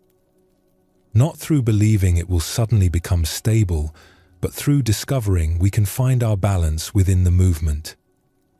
The bridge will always sway. The water will always flow. The question is whether we can dance with this reality or whether we'll spend our lives frozen at the edge, demanding a solidity that doesn't exist. In the mountains beyond the temple, a master archer named Kai practiced in solitude. His name was known in the valley below. Travelers spoke of his skill with quiet respect. Every arrow found its mark. Every shot was perfect in form and execution. The practice ground was a clearing in the forest, surrounded by ancient pines. A wooden target stood at the far end, its center marked by rings of red and white paint. The paint was fresh because Kai replaced the target often. His arrows had a way of destroying what they struck. A wandering monk appeared one afternoon, drawn by the rhythmic sound of arrows hitting wood. He stood at the edge of the clearing, watching in silence. Kai continued his practice, unaware or unconcerned with the observer. Draw, aim, release. Draw, aim, release. Each arrow flew straight and true, sinking into the target's center with a solid thunk. After perhaps 20 arrows, Kai paused. He walked to the target to retrieve them, pulling each one free with a slight twist. As he returned to his shooting position, he noticed the monk. "Your aim is flawless," the monk said. "Each shot perfect." Kai nodded, accepting the compliment without false modesty. He had worked many years to achieve this level of skill. Thousands of hours of practice, his muscles trained to move with precision, his mind trained to focus without wavering. "But is it effortless?" the monk asked. Kai frowned. "What do you mean? I have trained for years to perfect my technique." The monk bent down and picked up a small twig from the forest floor. Without warning, he tossed it into the air. The wind caught it immediately, sending it tumbling and spinning through the clearing. It rose, twisted, turned, and finally landed softly on a bed of pine needles. "The twig has no training," the monk observed. "Yet it follows its path perfectly." Kai set down his bow. A twig is not an arrow. A twig is carried by the wind. An arrow must be guided by the archer. Without guidance, it flies wild and misses the target. The monk smiled, a gentle expression that held no mockery. "Then shoot without guiding." Kai almost laughed. "That makes no sense." The whole art of archery is in the guidance. The stance, the draw, the aim, the release. Every element carefully controlled. "Try," the monk said simply. Then he walked to the edge of the clearing and sat down against a tree, apparently content to watch whatever would happen next. Kai looked at his bow, then at the target. He had spent years perfecting his control over every aspect of the shot. Now this monk wanted him to release that control? It seemed absurd. But something in the monk's quiet confidence made him curious. He nocked another arrow and lifted the bow. He drew back the string to his anchor point, his form perfect as always. He aimed at the target's center, his eye finding the exact point he wanted to hit. And then, as he began to release, he tried to let go of the guidance. To just release without that final moment of adjustment that he always made. His fingers twitched. The arrow veered slightly, missing the center by several inches. It still hit the target, but it was far from his usual standard. Kai lowered his bow, frustrated. The monk said nothing, just watched with that same gentle smile. Kai tried again. Drew, aimed, released. This time, he was more aware of all the tiny adjustments he made. The slight shift of his shoulder to compensate for wind. The minute change in his hand position to correct the arrow's flight. The unconscious calculation that happened in the moment before release. So many tiny interventions, all happening so fast he normally didn't notice them. When he tried to stop making these adjustments, to just let the arrow fly, it felt wrong. Uncontrolled. Dangerous. He tried a third time, then a fourth. Each shot was worse than his normal standard. The monk continued sitting, apparently in no hurry. Finally, Kai set down his bow and walked over to where the monk sat. "I don't understand what you're asking. How can I shoot without guidance? The guidance is what makes the shot accurate." The monk gestured at the forest around them. "Watch the trees for a moment." Kai looked. The wind was moving through the pines, bending their branches, making them sway. But the trees weren't resisting. They weren't trying to stay rigid against the wind's force. They bent, flexed, moved with each gust. And when the gust passed, they returned to their natural position. The trees don't guide the wind, the monk said. They don't try to control it, but they also don't break. They've learned to move with forces they cannot control. That night, after the monk had continued on his way, Kai sat in his small house with his bow across his lap. He thought about the twig flying, about the trees bending, about all his careful control and what it might be costing him. His practice had become so focused on perfection that perhaps he had lost something. Some quality of naturalness, of flow. His shots hit the target, yes, but they came from pure technique, from the conscious application of learned skill. Was there another way? A way that included skill but wasn't bound by it? Over the following weeks, Kai began to practice differently. He still maintained his form, still aimed carefully, but he tried to release his grip on the outcome, to set up the shot properly and then trust it, rather than trying to control every fraction of an inch of the arrow's flight. It was harder than he expected. His mind wanted to interfere, to make those last-moment adjustments. But gradually, he learned to step back from that urge, to prepare everything correctly, and then let the arrow find its own way. The strange thing was, his accuracy didn't decrease. If anything, it improved. The arrows flew with a quality they hadn't had before. Something more relaxed, more natural. As if the arrow itself knew where to go once he stopped trying to force it. One day, many months later, Kai was practicing when he noticed the wind picking up. He watched a leaf fall from a tree, spiraling down through the air, landing exactly where it needed to land. Not where someone had decided it should land, just where it landed. He nocked an arrow, drew the bow, aimed, and then, instead of releasing with his usual control, he simply opened his fingers. Let the arrow go, the way the tree let the leaf go, trusting it to find its path. The arrow flew straight and true, sinking into the target center with perfect precision. But the shot had felt different, effortless. Not because it required no effort, but because the effort had become so aligned with the action that they were no longer separate things. Kai smiled. The monk's teaching had taken root in its own time, in its own way. Like everything else, it couldn't be forced, only allowed.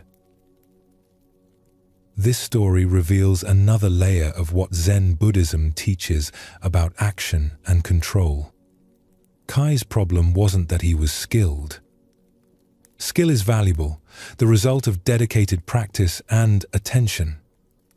His problem was that his skill had become rigid, bound by the very control that had created it. The monk's challenge was subtle. He wasn't suggesting that Kai abandon technique or stop aiming. He was pointing to something beyond technique, a quality of action that includes skill but isn't imprisoned by it. Effortless action doesn't mean unskilled action. It means action where the skill has become so natural that it no longer requires constant conscious control. Think about learning any skill. At first, everything is awkward and requires intense focus. Learning to drive, you think about every movement. Check the mirror, press the brake, turn the wheel. Each action is separate, deliberate, controlled. But eventually, if you continue long enough, something shifts. The actions become fluid. You drive without thinking about driving. Your body knows what to do. This is what the monk was pointing toward. Kai had learned the technique perfectly. Now he needed to learn to let the technique work through him rather than constantly managing it. The twig flying through the air showed the principle. The twig didn't try to fly well. It simply responded to each force that moved it, and the result was perfect flight. Not perfect according to some external standard, but perfect in the sense of being completely natural. What makes this difficult is that it requires trust. Kai had to trust his training enough to let go of conscious control. He had to risk imperfection in order to find a deeper kind of perfection. This is terrifying for anyone who has worked hard to achieve mastery. What if letting go means losing what we've worked so hard to gain? But Zen sees that true mastery includes letting go. As long as we're gripping the technique, controlling every detail, we're separate from the action. There's the archer and the bow and the target, all separate things being managed by the conscious mind. In effortless action, these separations dissolve. The archer, bow, arrow, and target become one flowing movement. This doesn't happen through force or technique. Kai couldn't practice his way into effortlessness by trying harder to be effortless. That's just more effort, more control. Instead, he had to create the conditions where effortlessness could arise naturally. He had to perfect his technique and then learn to trust it enough to stop interfering. Notice that his accuracy actually improved when he stopped trying to control everything. This reveals something important. Often our controlling, our constant adjustments and interventions are actually preventing the natural excellence that wants to emerge. We think we're helping, but we're interfering. This appears everywhere in life.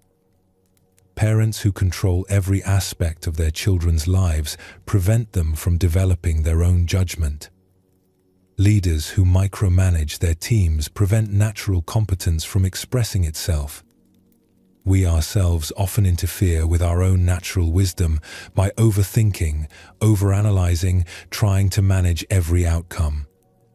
What Zen teaches is that there's a place beyond technique where technique becomes transparent. The skill is still there, all the training and practice hasn't disappeared.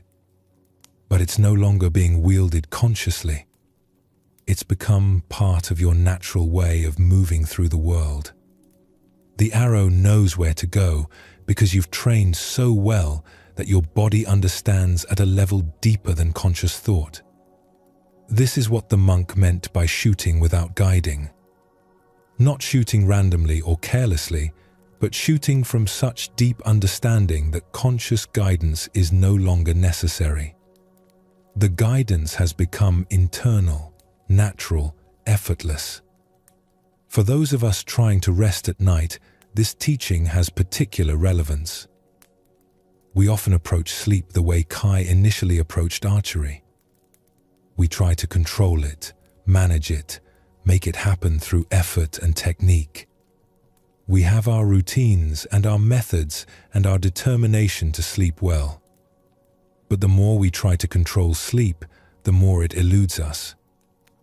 Sleep, like the best arrow flight, happens when we stop trying to make it happen. When we create the right conditions and then trust, letting go of control, allowing the natural process to unfold. The twig doesn't fly by trying to fly. The arrow doesn't hit the target by forcing itself toward it. And sleep doesn't come through effort.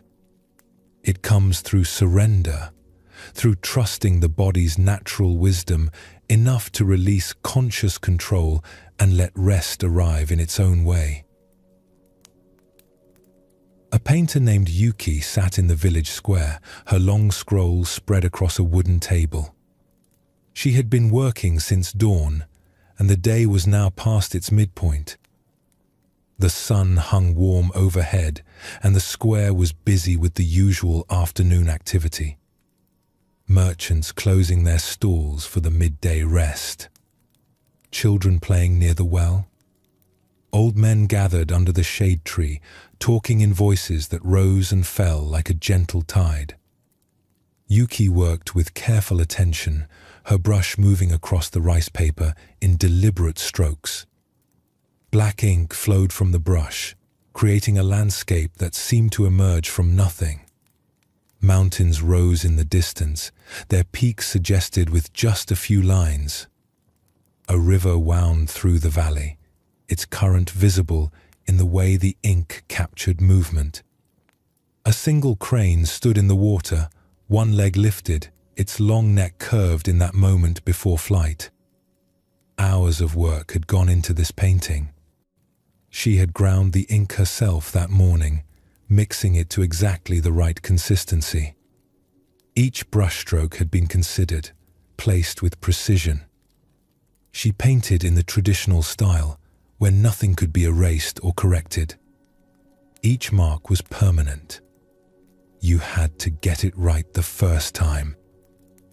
Villagers had gathered to watch, as they often did when Yuki painted in the square. They stood in a quiet semicircle, respectful of her concentration but drawn by the beauty emerging on the scroll. An old woman brought her tea without asking. A child reached out to touch the paper but was gently pulled back by his mother. The painting was nearly complete. Yuki was adding the final details, small touches that would bring the whole composition into balance. A few reeds near the crane's feet. The suggestion of mist where mountain met sky. The subtle indication of the crane's reflection in the water. The sky began to darken. Yuki glanced up, noticing the clouds that had moved in from the west. They looked heavy, full of rain. But she was so close to finishing. Just a few more strokes. A few more minutes. She bent back to her work, her brush hovering over the paper as she considered where to place the next mark. A single raindrop landed on the scroll, right in the middle of the river. The black ink began to spread where the water touched it, the careful line she had drawn blurring outward in a sudden bloom. Then another drop fell, and another. Yuki's hand froze. She looked up at the sky, which had gone from light grey to dark in what seemed like seconds. The rain was coming, and coming fast. She should grab the scroll, roll it up, run for shelter. Save what she could of the painting. But something stopped her. She just watched as more drops fell, each one landing on the paper, each one transforming the image she had so carefully created. The villagers stepped back, uncertain. Some held out their hands to catch the rain, looking up at the sky with worried expressions. The old woman who had brought tea started to reach for the scroll, meaning to help, but Yuki shook her head slightly. No. Leave it. The rain fell harder. The black ink began to run, rivers of it flowing across the paper, following the texture of the rice paper, finding paths that Yuki had never intended. The mountains started to blur and melt. The crane lost its sharp edges, its form becoming softer, more suggestive. The water in the painting mixed with the real water falling from the sky until it was hard to tell where ink ended and rain began. Yuki stayed in her seat, watching. Her hands rested on her lap, her brush set down on the table. The rain soaked her hair, her clothes, but she didn't move. She just watched her painting transform under forces beyond her control. The river she had painted so carefully became wider, wilder.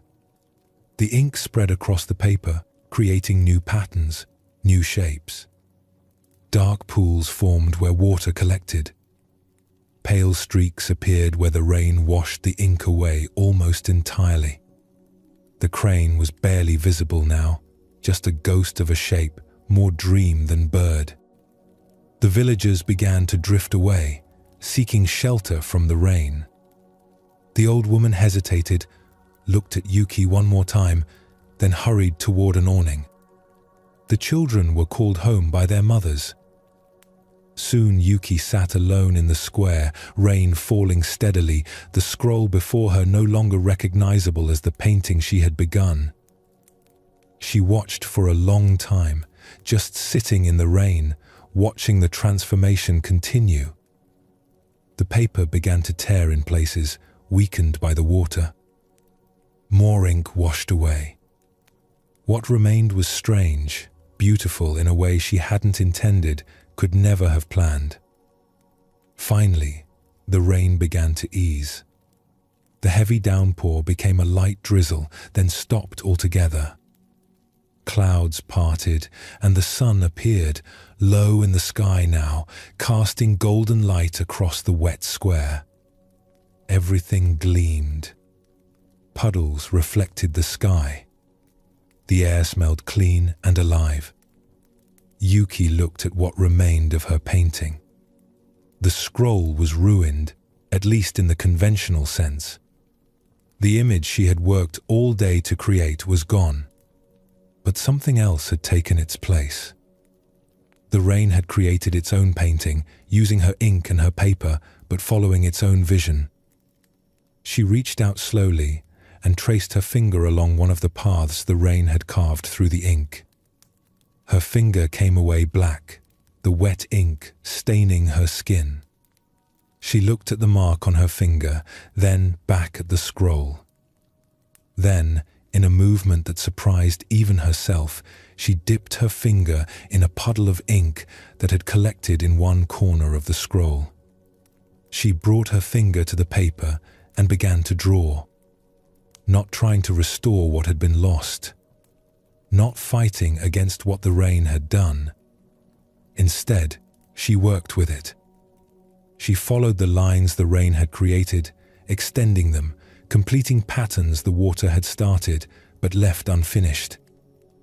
Her hand moved differently now, not with the careful precision of before, but with a kind of flowing response to what was already there. She was collaborating with the rain, finishing a painting they had created together. The villagers began to emerge from their shelters, coming back to see what had happened. They gathered around Yuki again, watching as she worked with her finger, her brush forgotten. They didn't know what to make of what they were seeing. Was she painting or only watching? Was this a new work or the ruins of the old one? No one could say for certain. Perhaps not even Yuki herself. When she finally stood up, her clothes still damp, her finger stained with ink, the sun was setting. The scroll remained on the table, this strange hybrid creation born from intention and accident, from human design and natural force. It wasn't what she had planned to make, but it was complete in its own way. An old scholar who had watched the whole thing from beneath an awning approached slowly. He looked at the scroll for a long time without speaking. Then he looked at Yuki. "Is it finished?" he asked. Yuki smiled. "I don't know. Is the rain finished?" The scholar smiled back, understanding. He bowed to her and walked away, leaving Yuki alone with her transformed painting. She rolled up the scroll carefully, this thing that was both destroyed and created, both loss and gift. She carried it home as the last light faded from the sky, already wondering what it would show her when she unrolled it the next day. This story speaks to the heart of Zen Buddhism's teaching about impermanence and attachment. Yuki spent hours creating something beautiful, something she had imagined and worked to bring into existence. And then, in minutes, it was transformed into something entirely different. Her initial impulse must have been what any of us would feel. Protect the work. Save what can be saved. The painting represented hours of effort, skill, vision. To watch it destroyed would be heartbreaking for any artist. But notice what actually happened. Yuki didn't fight against the rain. She didn't grab the scroll and run. She watched.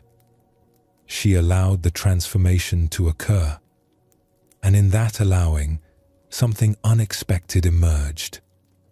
This is what Zen means when it talks about non-attachment. Not that we shouldn't care about things or put effort into creating beauty. Yuki clearly cared deeply about her work. She had spent hours on that painting. But she wasn't so attached to her vision that she couldn't allow it to change. She wasn't so invested in the outcome that she had to protect it from transformation. We spend so much of our lives trying to prevent change. We create something and want it to stay exactly as we made it. We build relationships and want them to remain frozen in their best moments. We establish routines and fight against anything that disrupts them. We grip tightly to how things are, or how we wish they were, terrified of the rain that might transform everything. But change comes regardless. Life is rain falling on our carefully painted scrolls. Jobs end. Relationships shift. Our bodies age. Plans fail. The unexpected arrives and transforms what we work to create. We can spend our energy trying to prevent this, trying to keep everything exactly as we want it, or we can learn what Yuki discovered in the square. That sometimes loss creates possibility.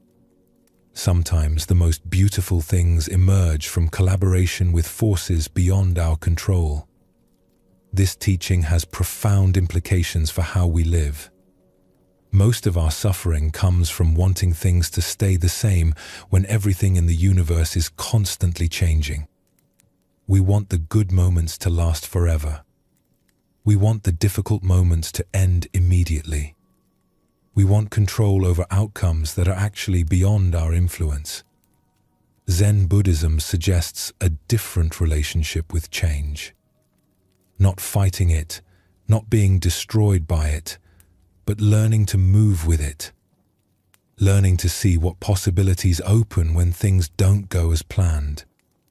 Learning to collaborate with the unexpected rather than being defeated by it. The painting under the rain becomes a metaphor for all of life. We all have our visions, our plans, our careful intentions, and life rains on them. Always. The question isn't whether change will come. It's how we meet it when it does. A potter named Hiroshi worked at his wheel in the quiet of early morning. His hands moved with practiced confidence, shaping wet clay into a vessel. The wheel turned steadily beneath his touch, powered by a foot pedal that he worked without thinking. The clay rose and fell, widened and narrowed, responding to the subtle pressure of his fingers. A young apprentice named Jun watched from the doorway. He had been studying with Hiroshi for 6 months now, learning the basics of wedging clay and preparing glazes. But he hadn't yet been allowed to work on the wheel. That honor came only after proving dedication and understanding. After showing that you truly wanted to learn. Jun's gaze was intense, reverent. He watched every movement of the master's hands, trying to memorize the technique. How Hiroshi's thumbs pressed into the center of the clay to create the opening. How his fingers pulled the walls upward, thinning them gradually, creating height and shape from a lump of formless earth. "Master," Jun said softly, not wanting to disturb the work but unable to contain his question. "How do you make something that will last forever?" Hiroshi paused in his work, his hands stilling on the wet clay. The wheel continued to turn for a moment, then slowly stopped.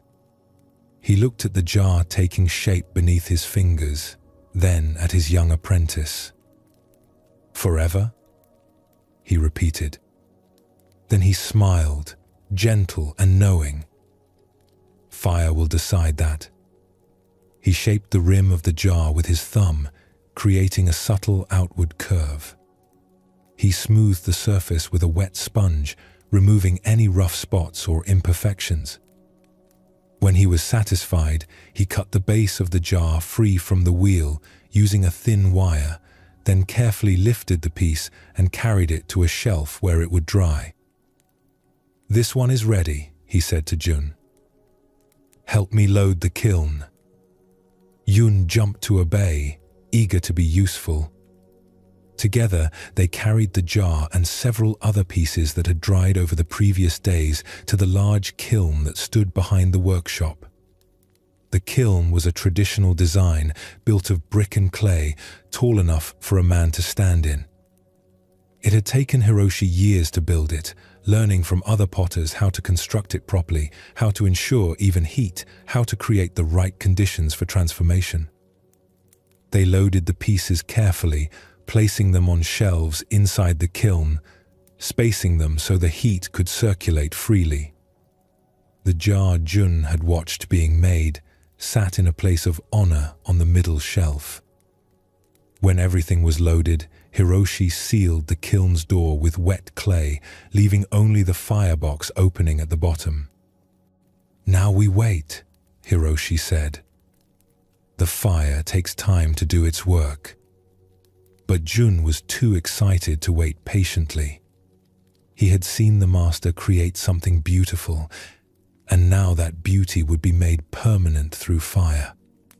The soft, fragile clay would become hard, strong, able to hold water and withstand use. The jar would last for years, maybe generations.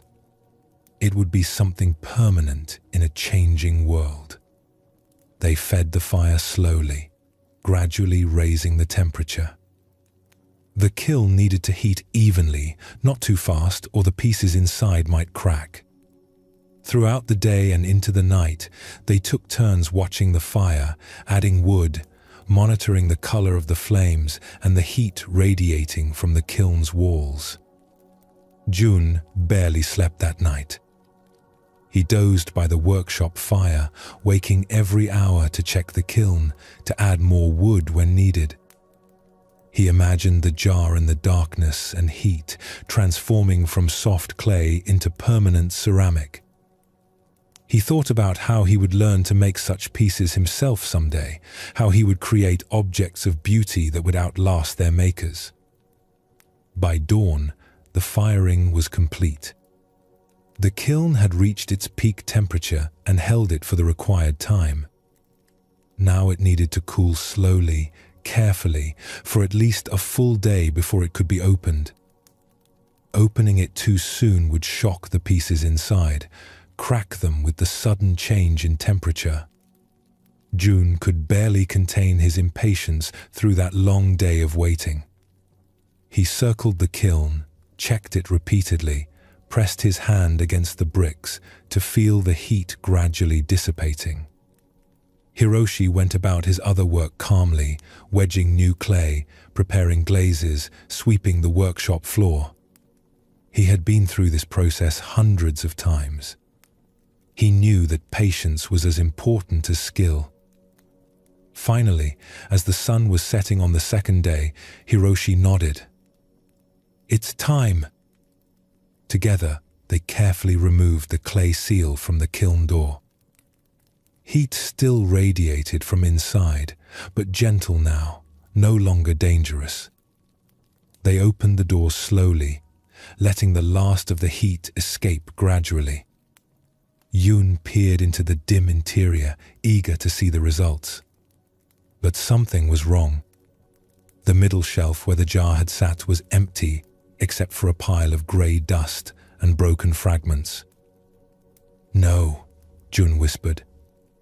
He reached in carefully and brought out a handful of ashes. This was all that remained of the beautiful jar he had watched the master create. All that work for nothing. Hiroshi knelt beside the pile of ashes that Jun had set on the ground. He ran his fingers through them gently, letting the fine dust sift between his hands. The ashes were soft, pale grey, warm still from the kiln's heat. "Nothing?" Hiroshi asked quietly. Jun gestured helplessly at the ashes. "The jar is destroyed. We worked so hard, and now there's only dust." Hiroshi lifted a handful of ashes and held them up in the fading light. The dust caught the last rays of the sun, glowing softly. He opened his hand and let the ashes drift through his fingers, falling back to the ground in a small grey cloud. "Look how they move," Hiroshi said. "Like smoke. Like mist." Jun didn't understand. He saw only failure, only loss. The jar was supposed to survive the fire, to become permanent and strong. Instead, it had been reduced to this weightless powder. "The clay came from the earth," Hiroshi continued, his voice gentle, thoughtful. "Now it returns to the earth in a different form. Is this nothing? Or is it completion?" He stood and walked back to his workshop, leaving Jun sitting beside the pile of ashes. The young apprentice stayed there as darkness fell, looking at the dust, trying to understand what his teacher meant. After a long time, a breeze stirred through the courtyard. It caught some of the ashes and lifted them into the air. Jun watched them drift upward, swirling in the wind, catching the light from the workshop windows. The ashes danced, weightless and free, before settling back to earth a few feet away. He thought about the jar as it had been on the wheel. Beautiful, yes, but also heavy, solid, fixed in its form. The ashes had no form, no weight. They could be anything, go anywhere. The wind could carry them. Rain could dissolve them. They could feed the soil, become part of new growth. Was this destruction or transformation? He didn't know anymore. The jar was gone, but something remained. Not nothing, just different from what he had expected. He scooped up some of the ashes and carried them to the garden behind the workshop. There he scattered them around the base of a young tree that Hiroshi had planted the previous spring. The ashes disappeared into the soil, invisible, becoming part of earth again. The next morning, Hiroshi was already at his wheel when Jun arrived. A new lump of clay sat centered, ready to be shaped. The master's hands moved over it with the same gentle confidence as always, beginning the process of transformation once more. Jun picked up a ball of clay from the wedging table and began working it with his hands, preparing it. The clay was cool and damp, alive in his palms. He knew now that whatever he made from it would be temporary. Even if it survived the fire, even if it lasted for years, eventually it would return to dust. But somehow, this knowledge didn't make the work feel pointless. If anything, it made each piece more precious. Not despite its impermanence, but because of it. This story reveals another dimension of Zen Buddhism's teaching about impermanence. Where Yuki's painting was transformed by rain, the jar was completely returned to its elemental form by fire. And Jun had to learn what this meant. His question about making something that lasts forever came from a deep human longing. We want to create things that will outlive us. We want permanence in a world where everything changes. We want to matter in a lasting way. Hiroshi's answer was perfect. Fire will decide. Not the potter. The master can have all the skill in the world, all the care and attention, but ultimately there are forces beyond his control that will determine what survives and what returns to earth. Jun saw this as failure because he was thinking in terms of the jar as an object, a thing that should exist permanently. But Hiroshi saw it differently. The jar was always just a temporary form that clay took. Before it was a jar, it was a lump of formless earth. After the fire, it returned to a different version of earth. The ashes weren't the death of the jar. They were the next phase of the clay's existence. This is what Zen means by impermanence as transformation rather than loss. Nothing is ever truly destroyed. Things only change form. The question isn't whether things will last forever, because nothing does. The question is whether we can appreciate them in their current form without needing them to be permanent. Yoon thought the ashes were nothing because they couldn't hold water or serve the function a jar is meant to serve. But Hiroshi saw them as beautiful in their own right. Light enough to dance in the wind, capable of nourishing the soil, transformed but not destroyed. When Jun scattered the ashes around the tree, he participated in this understanding. The clay that was meant to become a jar would instead become part of the tree's growth.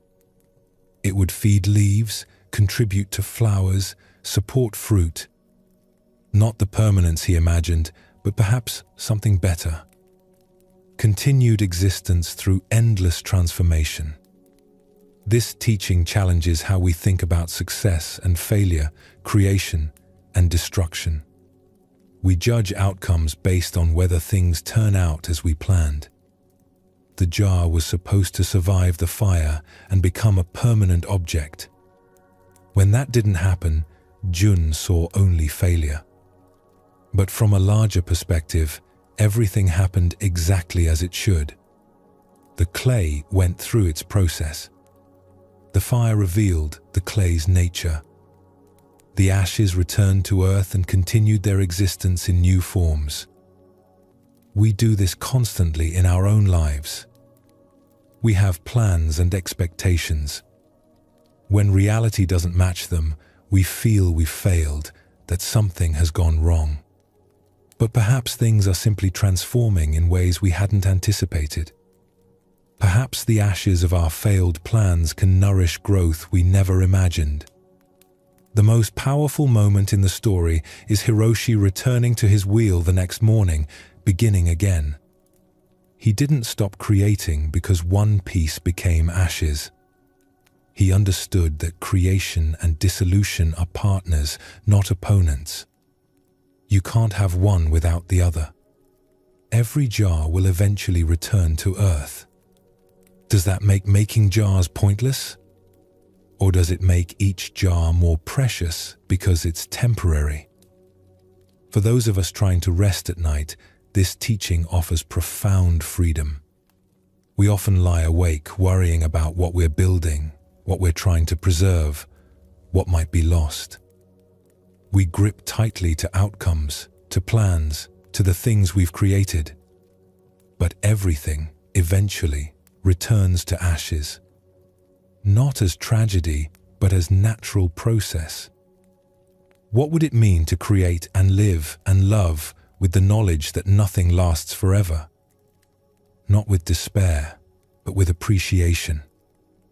Not holding less tightly because things don't matter, but holding more gently because they matter deeply and are here only for a time. The jar that became ashes taught more than a jar that survived ever could have. Yoon learned that beauty isn't diminished by being temporary. That transformation isn't the same as destruction. That ashes too have their place and purpose. That every ending is also a beginning of something else. The wheel keeps turning. The clay keeps transforming. The fire keeps burning. And in this endless cycle of creation and dissolution, there's a peace that comes from accepting rather than fighting, from appreciating each form while it lasts, then letting it go when it's time. from understanding that nothing is ever truly lost, only changed. A young monk named Takashi arrived at a secluded monastery high in the mountains. The journey had taken him 3 days of walking steep paths, his legs aching by the time he finally saw the monastery gates. He had heard of this place from other monks, whispered about as somewhere special, though no one could quite explain why. The monastery was simple, built of dark wood and stone. Prayer flags snapped in the constant mountain wind. Gardens grew vegetables and herbs. A small stream provided water. Everything was spare, functional, beautiful in its simplicity. But what caught Takashi's attention immediately was the bell. It stood in the center of the courtyard, massive and bronze. As tall as a man, its surface was covered with intricate carvings of clouds and cranes and mountains. It hung from a wooden frame so old the wood had turned almost black. Beside it rested a heavy wooden mallet, its striking surface worn smooth from what must have been centuries of use. Takashi approached an elder monk who was sweeping the courtyard. "That bell," he said, unable to hide his awe. "It's magnificent. When does it ring?" The elder monk looked up from his sweeping. His face was weathered and peaceful, creased with lines that suggested many years and many smiles. "It does not," he said simply. Takashi frowned. "I don't understand. You have this beautiful bell, this mallet ready beside it. Why have a bell that is never rung?" The elder monk returned to his sweeping, his broom making soft swishing sounds across the stone. He offered no explanation, just continued his work as if Takashi hadn't asked a question at all. Over the following days, Takashi found himself unable to stop thinking about the bell. He would pause in his work to look at it. During meditation, his mind would drift to wondering what it would sound like. At night, lying in his simple room, he imagined the deep resonance that must live inside all that bronze, waiting to be released. He asked other monks about it. Some shrugged, having long ago accepted the bell's silence as simply the way things were. Others smiled mysteriously and said nothing. A few offered contradictory explanations. The bell was too sacred to ring except on special occasions that never came. The bell had a crack and would shatter if struck. The bell was a meditation on potential, on the unmanifested. None of these answers satisfied Takashi. He began to feel that the bell was calling to him somehow, that its very silence was a question posed to him personally. He found himself drawn to it repeatedly throughout each day, standing before it, studying the carvings, looking at the mallet resting beside it. One evening, unable to sleep, he rose and walked to the courtyard. The moon was full, casting silver light across everything. The bell glowed softly in the moonlight, its bronze surface seeming to hold inner luminescence. The monastery was silent around him. Everyone else was asleep. He approached the bell slowly. His heart was pounding, though he couldn't say exactly why. It was just a bell, just an object. Yet, standing before it, in the moonlight, it seemed to hold more significance than that. It seemed to be waiting. For what? He didn't know. He ran his fingers over the carved surface. The metal was cool beneath his touch. His fingers traced the swirling clouds, the wings of the cranes, the peaks of the mountains. Each detail had been crafted with such care, such attention. Someone had spent months, maybe years, creating these images. And for what? For a bell that was never rung? His hand moved to the mallet. It was heavier than he expected when he lifted it.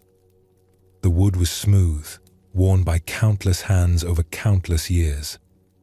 Or perhaps just a few hands over many years of preparation, of intention that was never completed. He stood there holding the mallet, feeling its weight. The night air was still. The silence pressed against him. All around the courtyard, the monastery building stood dark and quiet. Above, the moon sailed through wisps of cloud. The moment felt suspended, charged with possibility. He raised the mallet slowly. His heart beat faster.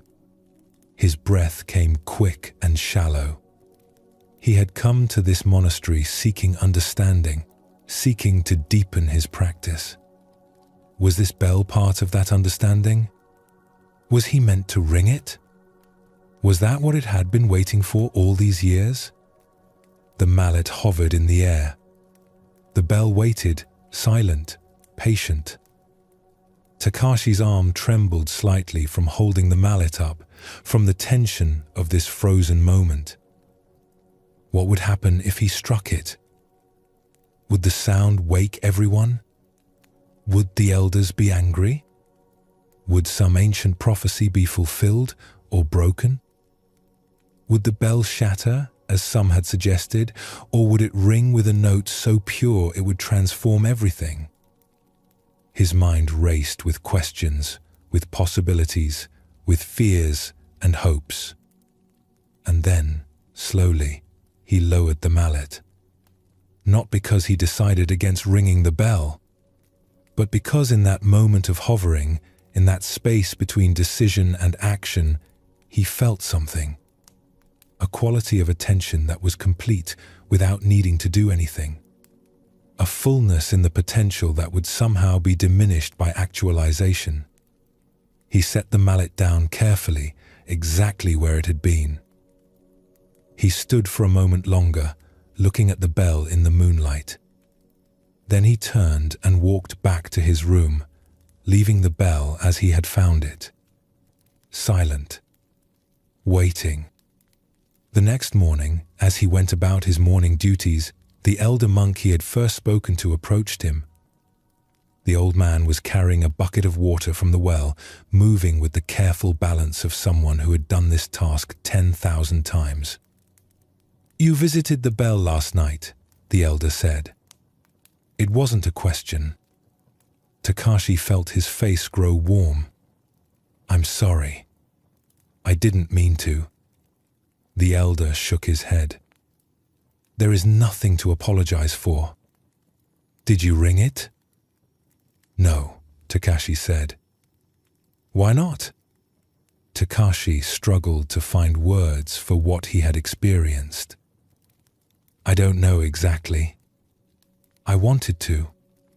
I raised the mallet. But then I realized that in that moment before striking, something was complete. The bell didn't need to be rung to fulfill its purpose. It was already doing what it was meant to do." The elder monk smiled, a warm expression that reached his eyes. "And what is it doing?" "Teaching," Takashi said slowly, understanding as he spoke. "It teaches through not ringing, through the choice not made, through the action not taken." The elder nodded.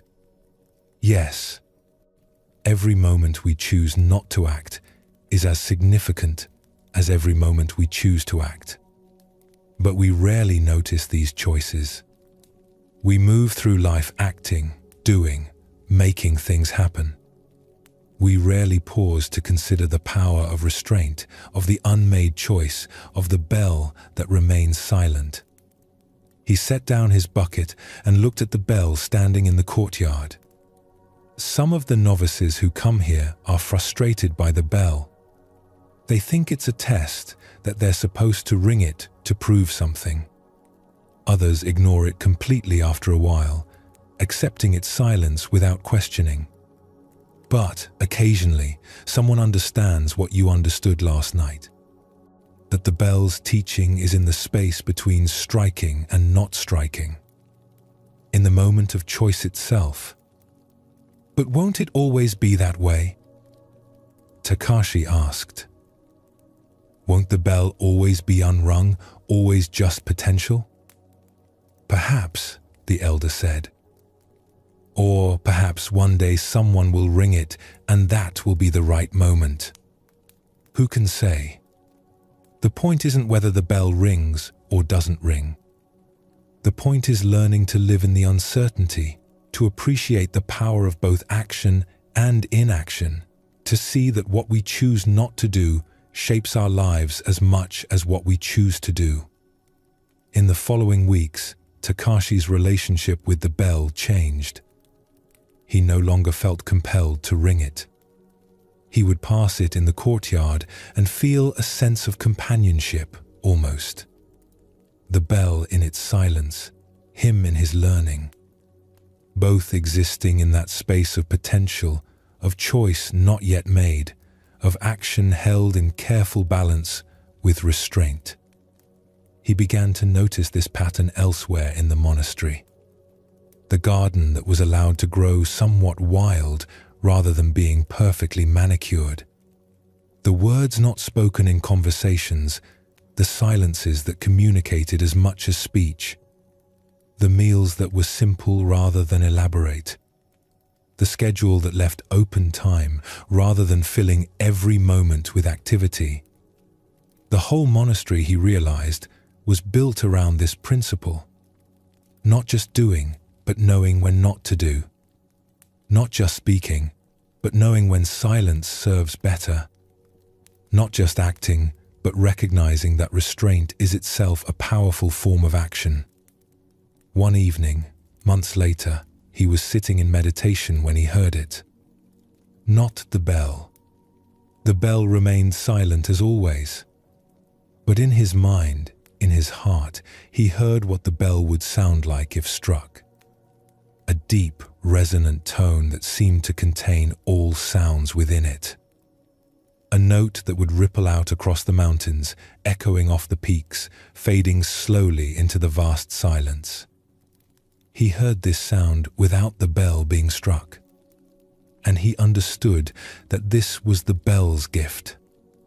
Not the actual sound, but the imagined sound. Not the fulfilled potential, but the potential itself. The bell was more powerful unrung than it could ever be rung, because unrung it contained infinite possibilities.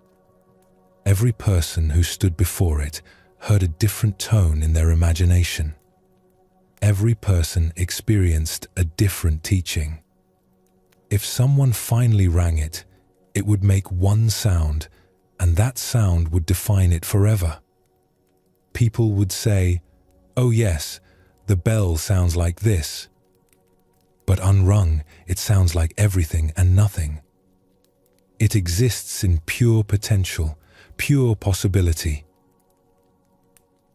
This story touches something subtle in Zen Buddhism's teaching about action. We live in a world that constantly tells us to do something. Take action. Make things happen. Don't just stand there. Accomplish something. Leave your mark. But the bell teaches a different wisdom. That sometimes the most powerful choice is the choice not to act. That restraint can be more significant than action. That what we choose not to do shapes our lives as profoundly as what we do. Takashi almost rang the bell. He raised the mallet. He was ready to act. But in that suspended moment, he discovered something essential. The space between decision and action contains its own kind of completion. The potential held but not released has its own kind of power. Think about how often we act without this pause. We speak without considering whether silence might serve better. We intervene without asking whether the situation might resolve itself. We do things simply because we can, because we're able to, because action feels like accomplishment. But the bell suggests that non-action is also a choice, not merely the absence of action. When Takashi lowered the mallet, he wasn't failing to act. He was choosing not to act, which is entirely different. One is passive, the other is active restraint. This matters because so much of our suffering comes from unnecessary action.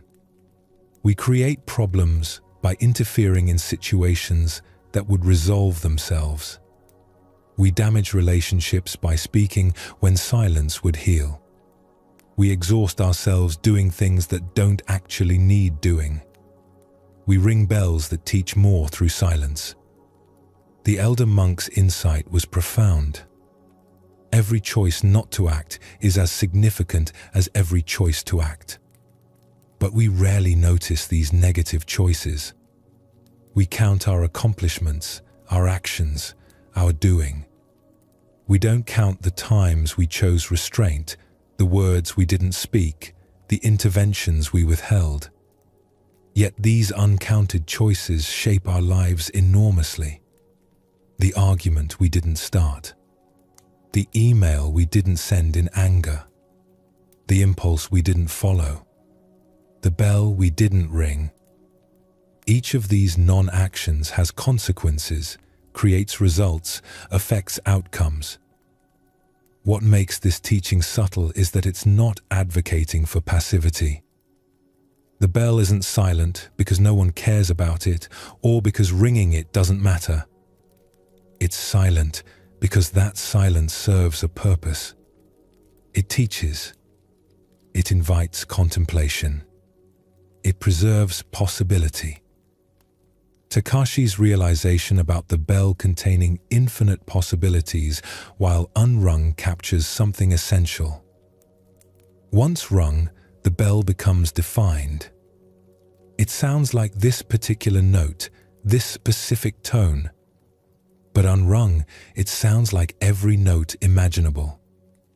Every person who contemplates it hears something different in their mind, receives a different teaching.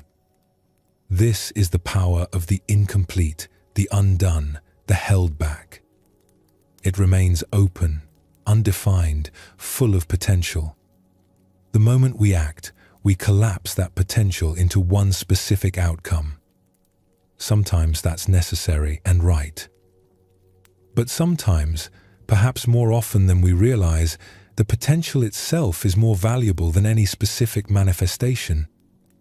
For those of us seeking rest, this teaching offers particular wisdom.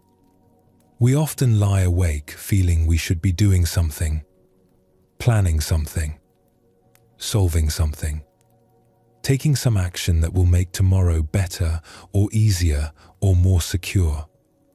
The mind races with things to do, ways to act, problems to solve. But what if the teaching is that sometimes the most powerful choice is to do nothing?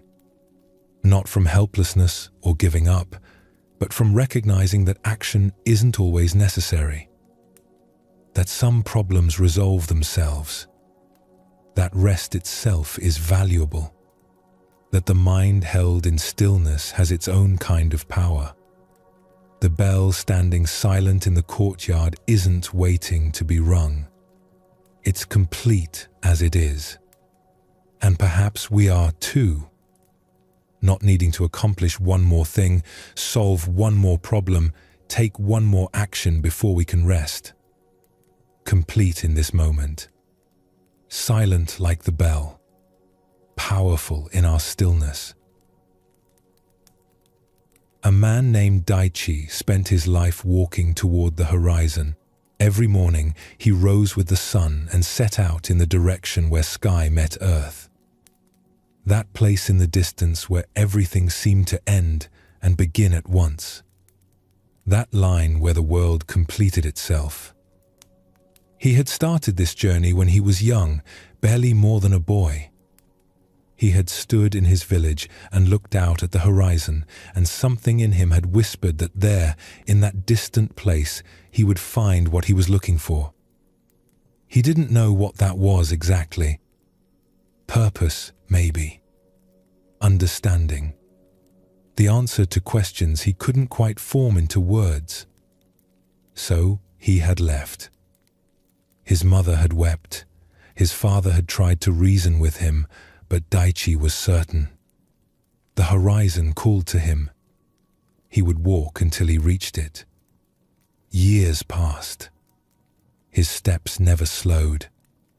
Towns and rivers faded behind him. Other travelers passed him going the opposite direction, returning from wherever they had been. They would sometimes call out greetings, offer to share their food or water. Daichi would accept these kindnesses, but never lingered. He had somewhere to be. His beard grew long, untrimmed. His clothes wore out, and he replaced them with new ones from villages he passed through. He worked odd jobs for food and shelter, but never stayed longer than necessary. A few days to earn enough to continue, then back on the path. The landscape changed around him. Forests gave way to plains. Plains became hills. Hills rose into mountains. He crossed rivers, skirted lakes, walked through deserts where the horizon shimmered with heat. And always, always, it remained the same distance away. This should have troubled him, but somehow it didn't. He had committed to this journey. The horizon was his destination, and he would reach it eventually. Each day brought him closer. He was certain of this, even as the years accumulated and the distance never seemed to change. His shadow stretched and shrank with the turning days. In morning it pointed behind him, marking where he'd been. At noon it disappeared beneath his feet. In evening it stretched ahead, long and thin, as if trying to reach the horizon before he did. One evening, as the sun dipped low and turned the sky orange and purple and red, he looked up and felt his heart catch. The horizon was close. Closer than it had ever been. He could almost touch it. The place where sky met earth was right there, just ahead. His breath quickened. His legs, tired from decades of walking, found new strength. This was it. The end of his journey. The arrival he had worked his entire life toward. He took a final step forward, his foot coming down on earth that felt no different from any other earth he had walked across. The sky remained above him. The ground remained beneath his feet. And the horizon, that line where everything was supposed to complete, had moved. It was ahead of him still. The same distance it had always been. Daichi stood perfectly still. For the first time in longer than he could remember, he wasn't moving forward. He was just standing, breathing, looking at the horizon that remained forever out of reach. And then, slowly, he turned around. Behind him, his footsteps stretched back forever. Or they would have, if footsteps lasted. But the wind had long ago erased every trace of his passage. The ground showed no evidence that he had walked there. The towns he had passed through had probably forgotten him. The people he had met briefly were living their lives, unaware that somewhere far away, a man who had once walked through their village was standing in the middle of nowhere, realizing something. The desert was silent around him. Not empty exactly, but vast. The wind moved across the sand, creating patterns, erasing patterns, creating new ones. The sun continued its descent, painting the sky in colors that had no names. Somewhere in the distance, the horizon waited. It would always wait. It would never arrive. Because that's what horizons do. They mark the limit of vision, not the limit of the world. They exist as a function of where you stand, not as a place you can go. Daichi sat down on the sand. His legs, which had carried him so far, folded beneath him. He removed the pack from his back and set it aside. Inside were his few possessions: a water skin, a small pot for cooking, a blanket, the tools of endless travel. Things to keep him moving toward a destination that didn't exist as a destination. He sat there as the sun set completely and stars began to appear. The night was cool, the air clean and clear. The stars were brilliant, more brilliant than he remembered them being in his youth. Or perhaps he had simply forgotten to look up while he was so focused on the horizon ahead. A desert fox appeared at the edge of his vision. It paused, regarding him with intelligent eyes, then continued on its way. It wasn't walking toward the horizon. It was walking toward wherever foxes go. Toward food or water or shelter. Toward real things in real places. As dawn approached, Daichi still Saturday. His mind was quiet in a way it hadn't been for decades.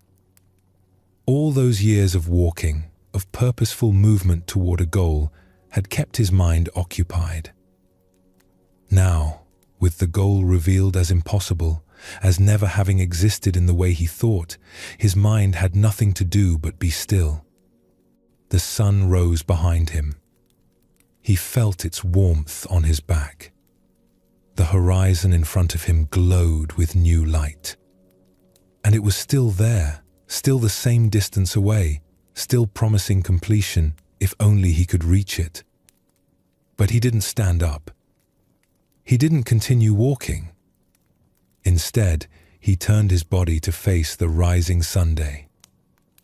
He watched it clear the horizon behind him, the one he had never paid attention to because he was so focused on the one ahead.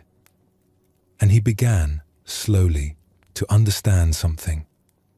That the journey itself was what he had been looking for. Not the destination. The walking, the movement through changing landscapes, the meeting with strangers, the nights under unfamiliar stars. This had been the gift. Not what awaited at the end, but what happened along the way. He had spent his entire life walking toward something that couldn't be reached, and in doing so, he had walked through his entire life. And now, sitting still for the first time in decades, he wondered what he had missed while he was so focused on where he was going. The question wasn't whether the horizon moved. It did. It always would.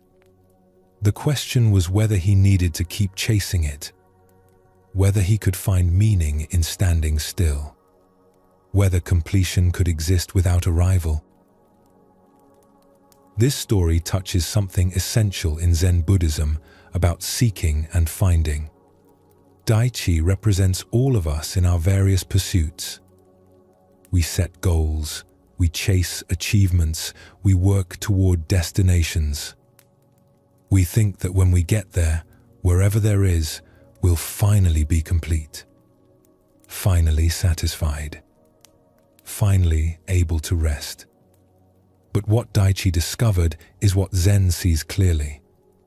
The horizon isn't a place. It's a perspective. It exists relative to where we stand. No matter how far we travel, it moves with us. We can walk our entire lives toward it and never arrive. This isn't a failure, it's the nature of horizons. They mark the limit of our vision, not the limit of possibility.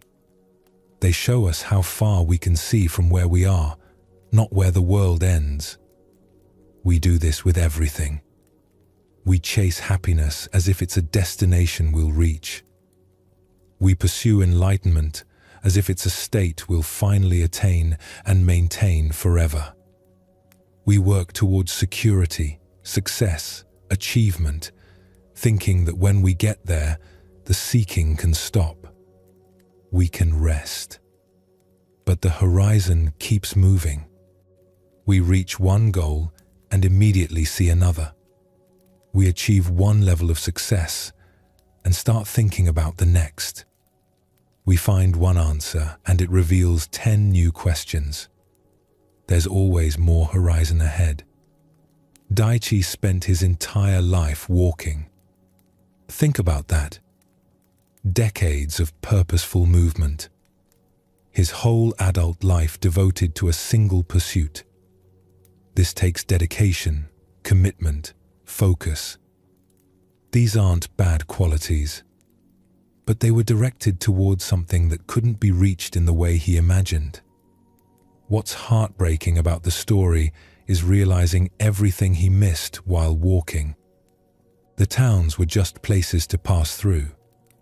The people were just brief encounters. The landscapes were just things to cross. He was always on his way to somewhere else, so he was never really present to where he was.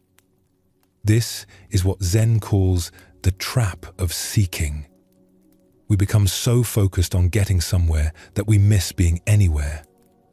We're so concentrated on the future completion that we're not present for the current moment. We walk through our entire lives on the way to somewhere else. When Daichi finally stopped, when he sat down in the desert and let go of his impossible goal, something shifted. The quietness that came wasn't the quietness of giving up. It was the quietness of finally arriving, not at the horizon, but at now. At here. At the present moment that he had been walking past for decades.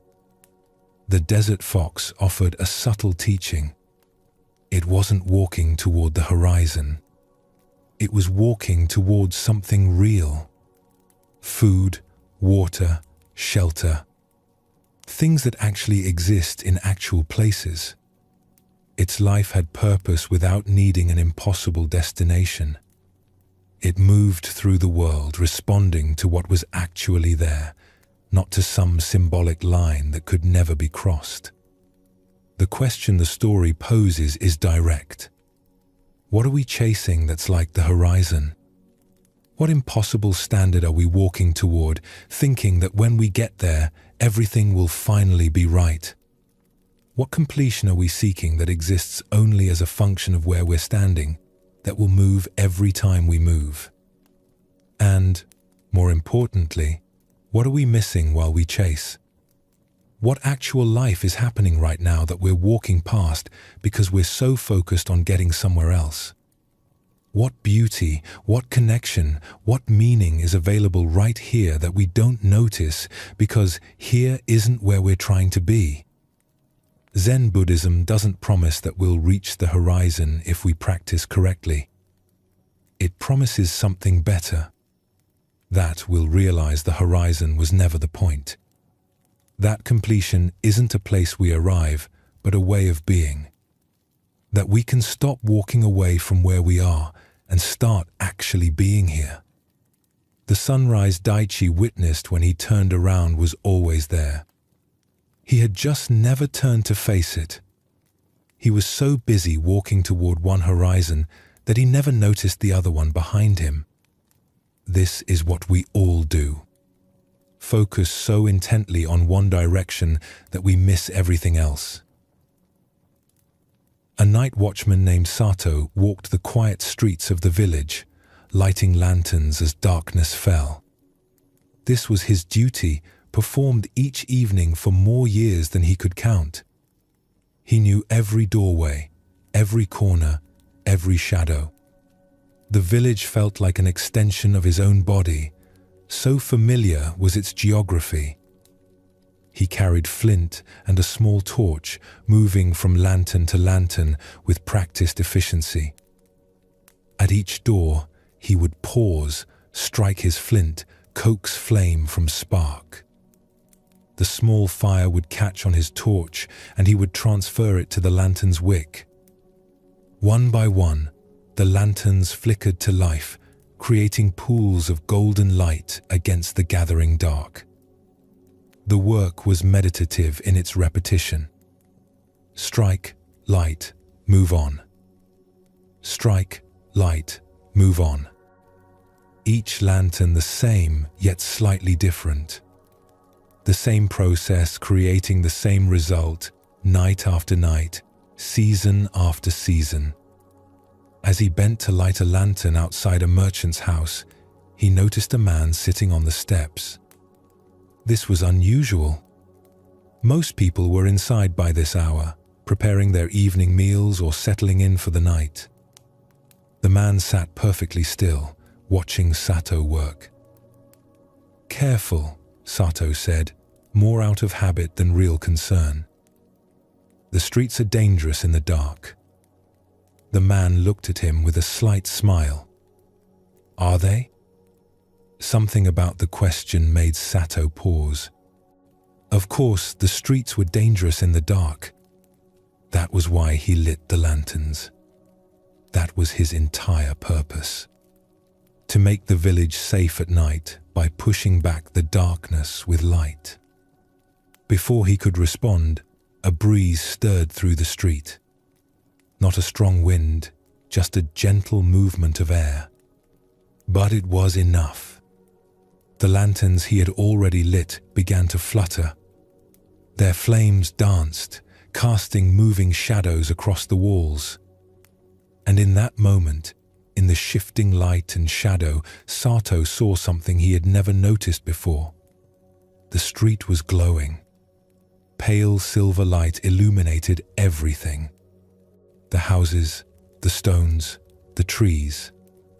It wasn't lantern light. It was moonlight, falling softly from above, painting the world in gentle silver. He had been so focused on lighting his lanterns that he had never really looked at the night itself, had never noticed that darkness wasn't actually dark, that the moon provided its own light, different from but no less real than the lantern's glow. Then, in a single breath, the wind swept through the village with more force. It moved from house to house, street to street, and extinguished every lantern Sato had lit.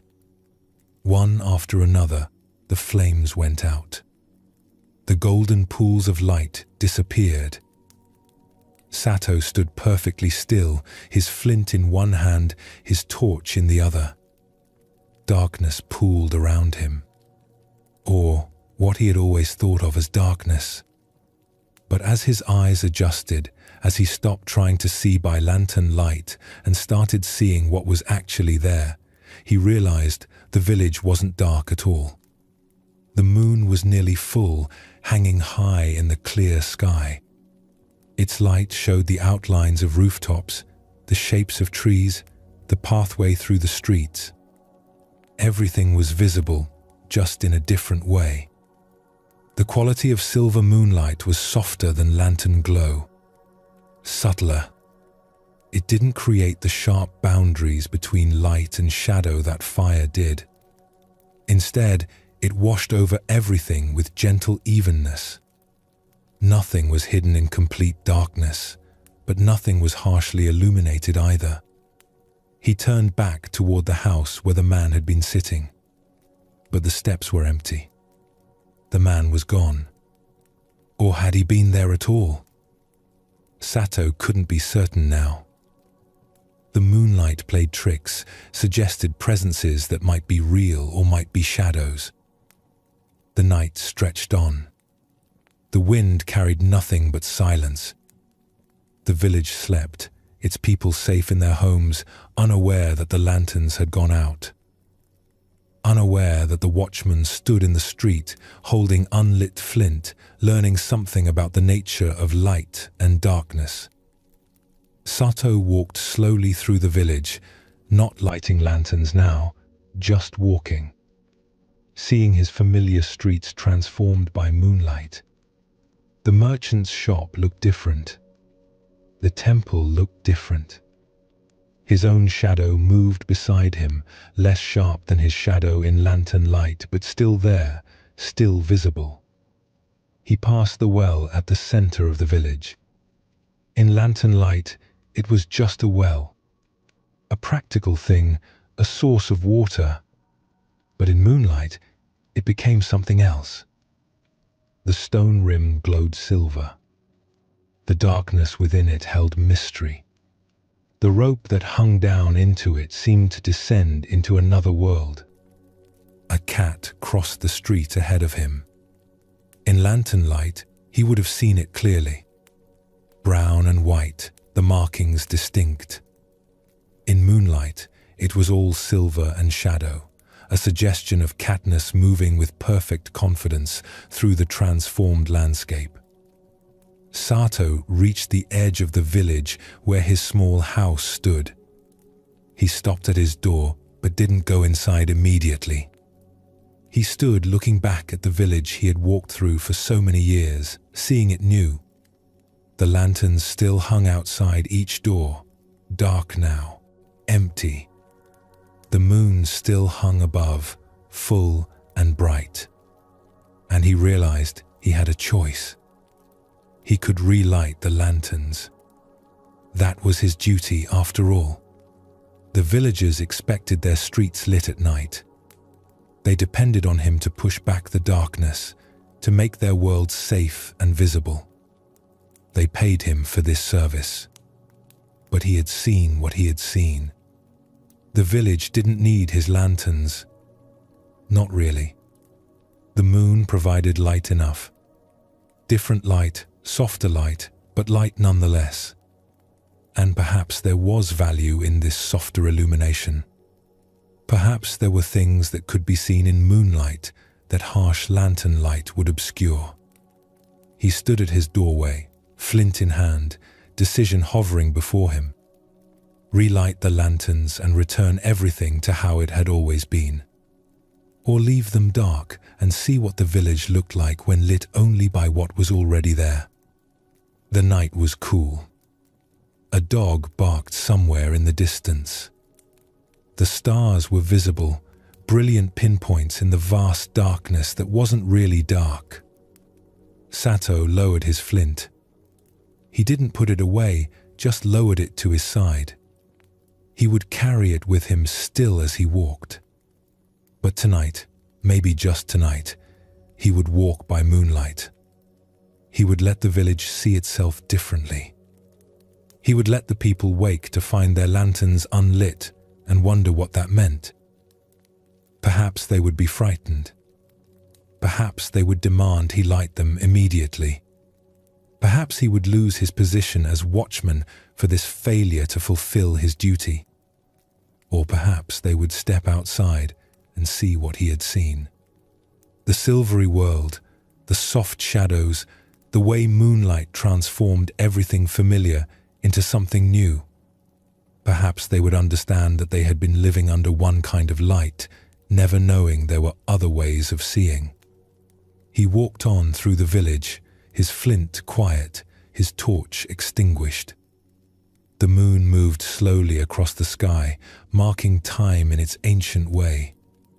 The lanterns hung empty. And Sato, for the first time in all his years of service, was watchman to a different kind of light. Not the light he created, but the light that was already there, had always been there, waiting to be noticed. This story reveals another layer of Zen teaching about perception and reality. Sato believed he was bringing light to darkness. He believed his work was essential, that without his lanterns the village would be lost in dangerous shadow. And, in a sense, he was right. The lanterns did provide light. But what he hadn't understood was that his lanterns were one kind of light, not the only kind. When they went out, he discovered that darkness contained its own illumination. Different, softer, but present. He had been so focused on the light he created that he'd never noticed the light that existed independently of his efforts. This is what Zen means when it talks about seeing truly. We think we see reality, but actually we see reality as lit by our own assumptions, our own expectations, our own habits. We create the light we see by, then mistake that created light for the only light available. Sato's lanterns weren't wrong. Lantern light serves a purpose. It's bright, clear, practical. but it's also selective. It creates sharp boundaries between light and shadow. It shows some things very clearly while leaving others in complete darkness. It's one way of illuminating the world, not the way. Moonlight offers a different truth. It's gentler, more even. It doesn't create harsh boundaries. It shows everything in softer tones, with less certainty but perhaps more mystery. Things that would be hidden in shadow by lantern light become visible in moonlight's gentler illumination. What makes this teaching subtle is that Sato's entire identity was built around lighting lanterns. This was his purpose, his duty, his contribution. To discover that the lanterns weren't strictly necessary threatened who he understood himself to be. If the moon provides adequate light, what's a night watchman for? But notice, the story doesn't suggest he abandoned his lanterns permanently. He lowers his flint, but he doesn't throw it away. He's making space to see differently, not eliminating all other options. This is the flexibility Zen encourages. Not rigid attachment to one way of seeing, but willingness to experiment with different perspectives. The stranger on the steps who disappeared plays the role that teachers often play in Zen stories. Appearing just long enough to ask the right question, then vanishing. Are the streets dangerous in the dark?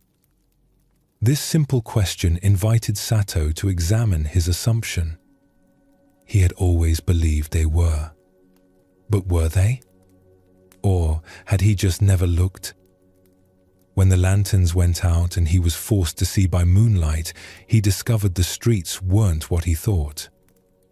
They were visible, navigable, even beautiful. The darkness he had spent years fighting against turned out not to be darkness at all. Just different light requiring different eyes. We all do this. We illuminate our lives in one particular way and think that's how things are. We see our problems by the harsh light of anxiety and miss the softer truths that gentler attention would reveal. We understand our relationships by the sharp light of judgment and miss the mystery that moonlight acceptance would show us. What would it mean to occasionally let your lanterns go out? To stop creating the light you think you need and see what light is already there? To trust that darkness might contain its own forms of illumination? This is especially relevant as we prepare for rest. We often approach sleep while carrying our own harsh lights. The bright illumination of worry, of planning, of trying to solve everything. We flood our minds with this intense light, thinking we need to see everything clearly before we can rest. But maybe sleep comes easier by moonlight, by the gentler illumination that doesn't try to make everything sharp and clear, by the softer light that allows mystery, that permits not knowing, that trusts in what's naturally there rather than what we force into being. Sato walked through his village for years, lighting lanterns, never questioning. Then one night the wind came and showed him differently. That's all Zen asks. Not that we abandon what we know, but that we remain open to seeing differently when the wind blows our certainties out. As our journey through these Zen teachings comes to its natural close, you've traveled far from where you began. Not in distance, but in understanding. You've encountered monks who carried burdens they didn't need to carry. Travelers who discovered that what they sought was closer than they imagined. Artists who learned that transformation isn't the same as loss. All of them finding wisdom not through complex philosophy, but through simple presence. Each story carried a seed of truth about living with more ease, with less struggle. The truth isn't hidden in some distant monastery or secret text. It's right here in how we meet this moment, in whether we grip tightly or hold gently. in whether we fight against what is or learn to move with it. Zen Buddhism doesn't promise to make your life perfect or problem-free. It offers something more valuable, a way of being with life exactly as it is, with its changes and uncertainties, with its joys and sorrows, with its constant movement that never quite arrives anywhere permanent. The peace these teachings point toward isn't fragile. It doesn't depend on everything going right or staying the same. It's the peace that comes from recognizing you're already part of something larger than your individual concerns, already held by forces you don't have to manage, already complete even in your incompleteness. Tonight, as you finally release into rest, you can trust these ancient understandings, that the trying itself is often what prevents arrival, that the control you grip so tightly is less necessary than you believe. That rest comes not through solving everything, but through temporarily letting everything be exactly as it is. Your breathing is slowing naturally now. Your body knows how to rest without your conscious management. The thoughts that circle and return will eventually tire of their movement and settle, all on their own, without you having to make this happen. The monks and travelers in these stories discovered something essential. That peace isn't achieved through effort. It's revealed when effort stops interfering, like the soup that stirred itself, like the bridge that held by bending, like the bell that taught through silence. You don't need to carry tomorrow's concerns into tonight's rest. The merchant learned this by the roadside. The burden can be set down. It will still be there if you need to pick it up again. But for now, for these hours of darkness, you can travel light. The horizon will always be ahead, no matter how far you walk. The man in the desert learned this. So perhaps the invitation is to stop walking towards some future moment when everything will finally be right. To discover that rightness is available now in the simple fact of being alive and aware. Let your body settle completely into the support beneath you. Feel how you don't have to hold yourself up. Something is already holding you. Let your mind release its grip on the day's events and tomorrow's plans. They can wait. You can't solve everything tonight anyway. The lanterns have gone out. The moonlight is enough. You can see by different light now.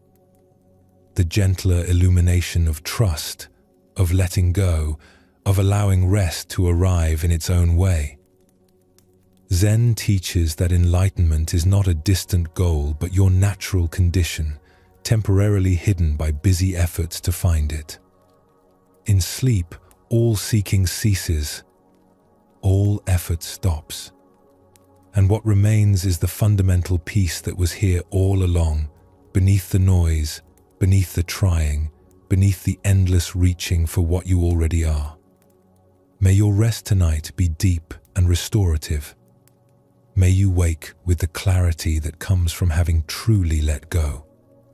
May you carry some small seed of these teachings into your days, remembering that peace is not something you achieve. It's something you recognize was always here. The stream keeps flowing. The bell remains silent. The moon keeps rising. And you, part of all this, can finally rest. Tonight, as you finally release into sleep, you can trust that you are returning to your most natural state. Sleep is not an escape from awareness, but awareness freed from the burden of constantly trying to manage experience. In deep rest, the boundaries between self and world naturally soften, revealing the interconnected nature of all existence. Let your breathing slow and deepen completely. Feel your body releasing all tension, returning to its natural state of ease. Allow your mind to release its grip on problems, plans, and concerns, trusting that clarity will return naturally with the dawn. The Zen tradition reminds us that enlightenment is not a distant goal, but our natural condition, temporarily veiled by our busy efforts to find it. In sleep, all seeking ceases, all effort stops, and what remains is the fundamental peace that has been here all along. Sleep well, and thank you for joining us here at Sleepy Monk.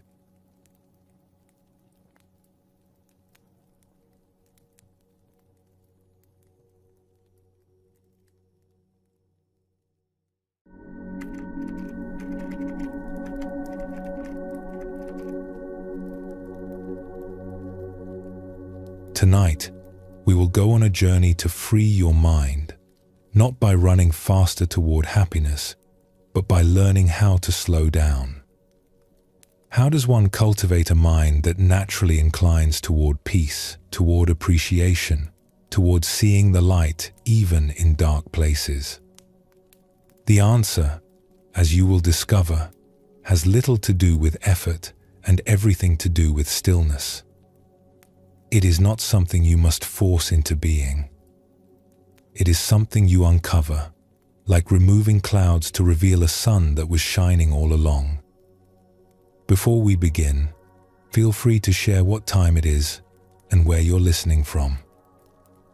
The Buddha once said, "Peace comes from within. Do not seek it without." In the teachings that follow, we will explore what this truly means. We will walk slowly together, and in that slowness, discover what has been waiting for us all along. Take a slow, deep breath.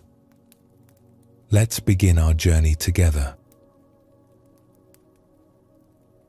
We live in a world that constantly tells us how we should feel. When tragedy strikes, we are told to stay strong. When anxiety grips us, we are told to relax. When sadness settles into our bones, we are told to cheer up. And perhaps most frequently of all, when life becomes difficult, we are told to be positive. This instruction, though offered with kindness, often lands like a stone in our hearts. Because there is a vast distance between understanding that positivity helps and actually feeling positive. The instruction assumes that attitude is a choice, like selecting an item from a menu. I will have the positive outlook today, please. But anyone who has struggled knows that the mind does not work this way. You cannot simply flip a switch and illuminate a dark room within yourself. And so we find ourselves in a strange predicament.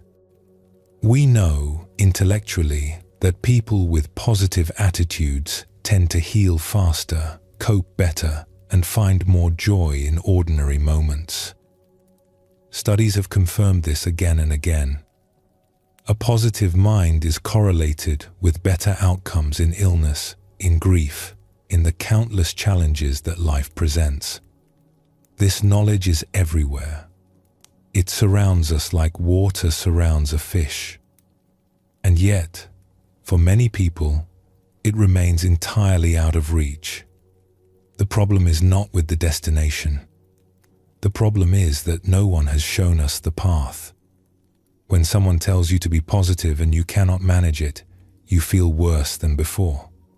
Now you have your original suffering, plus the added suffering of failing at the supposedly simple task of adjusting your attitude. You become frustrated with yourself. You wonder what is wrong with you that everyone else seems to manage what you cannot. The instruction that was meant to help has become another weight to carry. This is not a failure of willpower. This is not a character flaw. This is simply the result of trying to force something that cannot be forced. Positivity, genuine positivity, does not come from effort.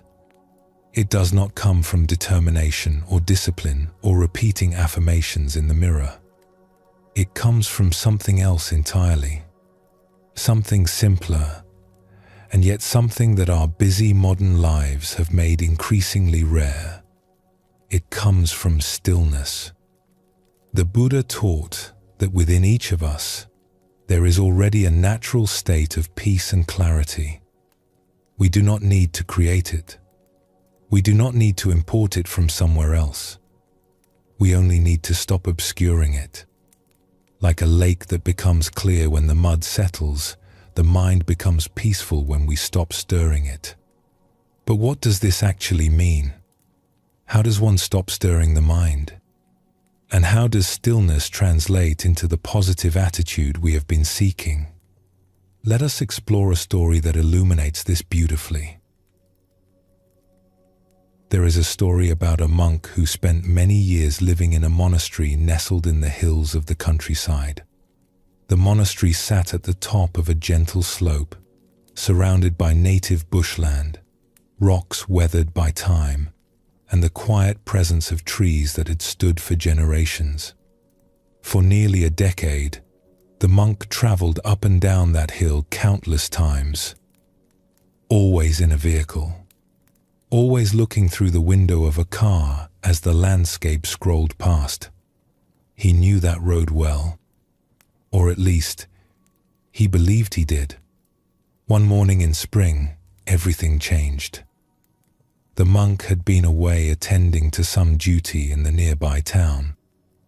It was one of those perfect mornings that seem to exist outside of ordinary time. The air was warm but not hot. The sky held that particular quality of light that makes everything seem gentle and new. As the car approached the base of the hill, the monk felt something stir within him. Perhaps it was the beauty of the morning.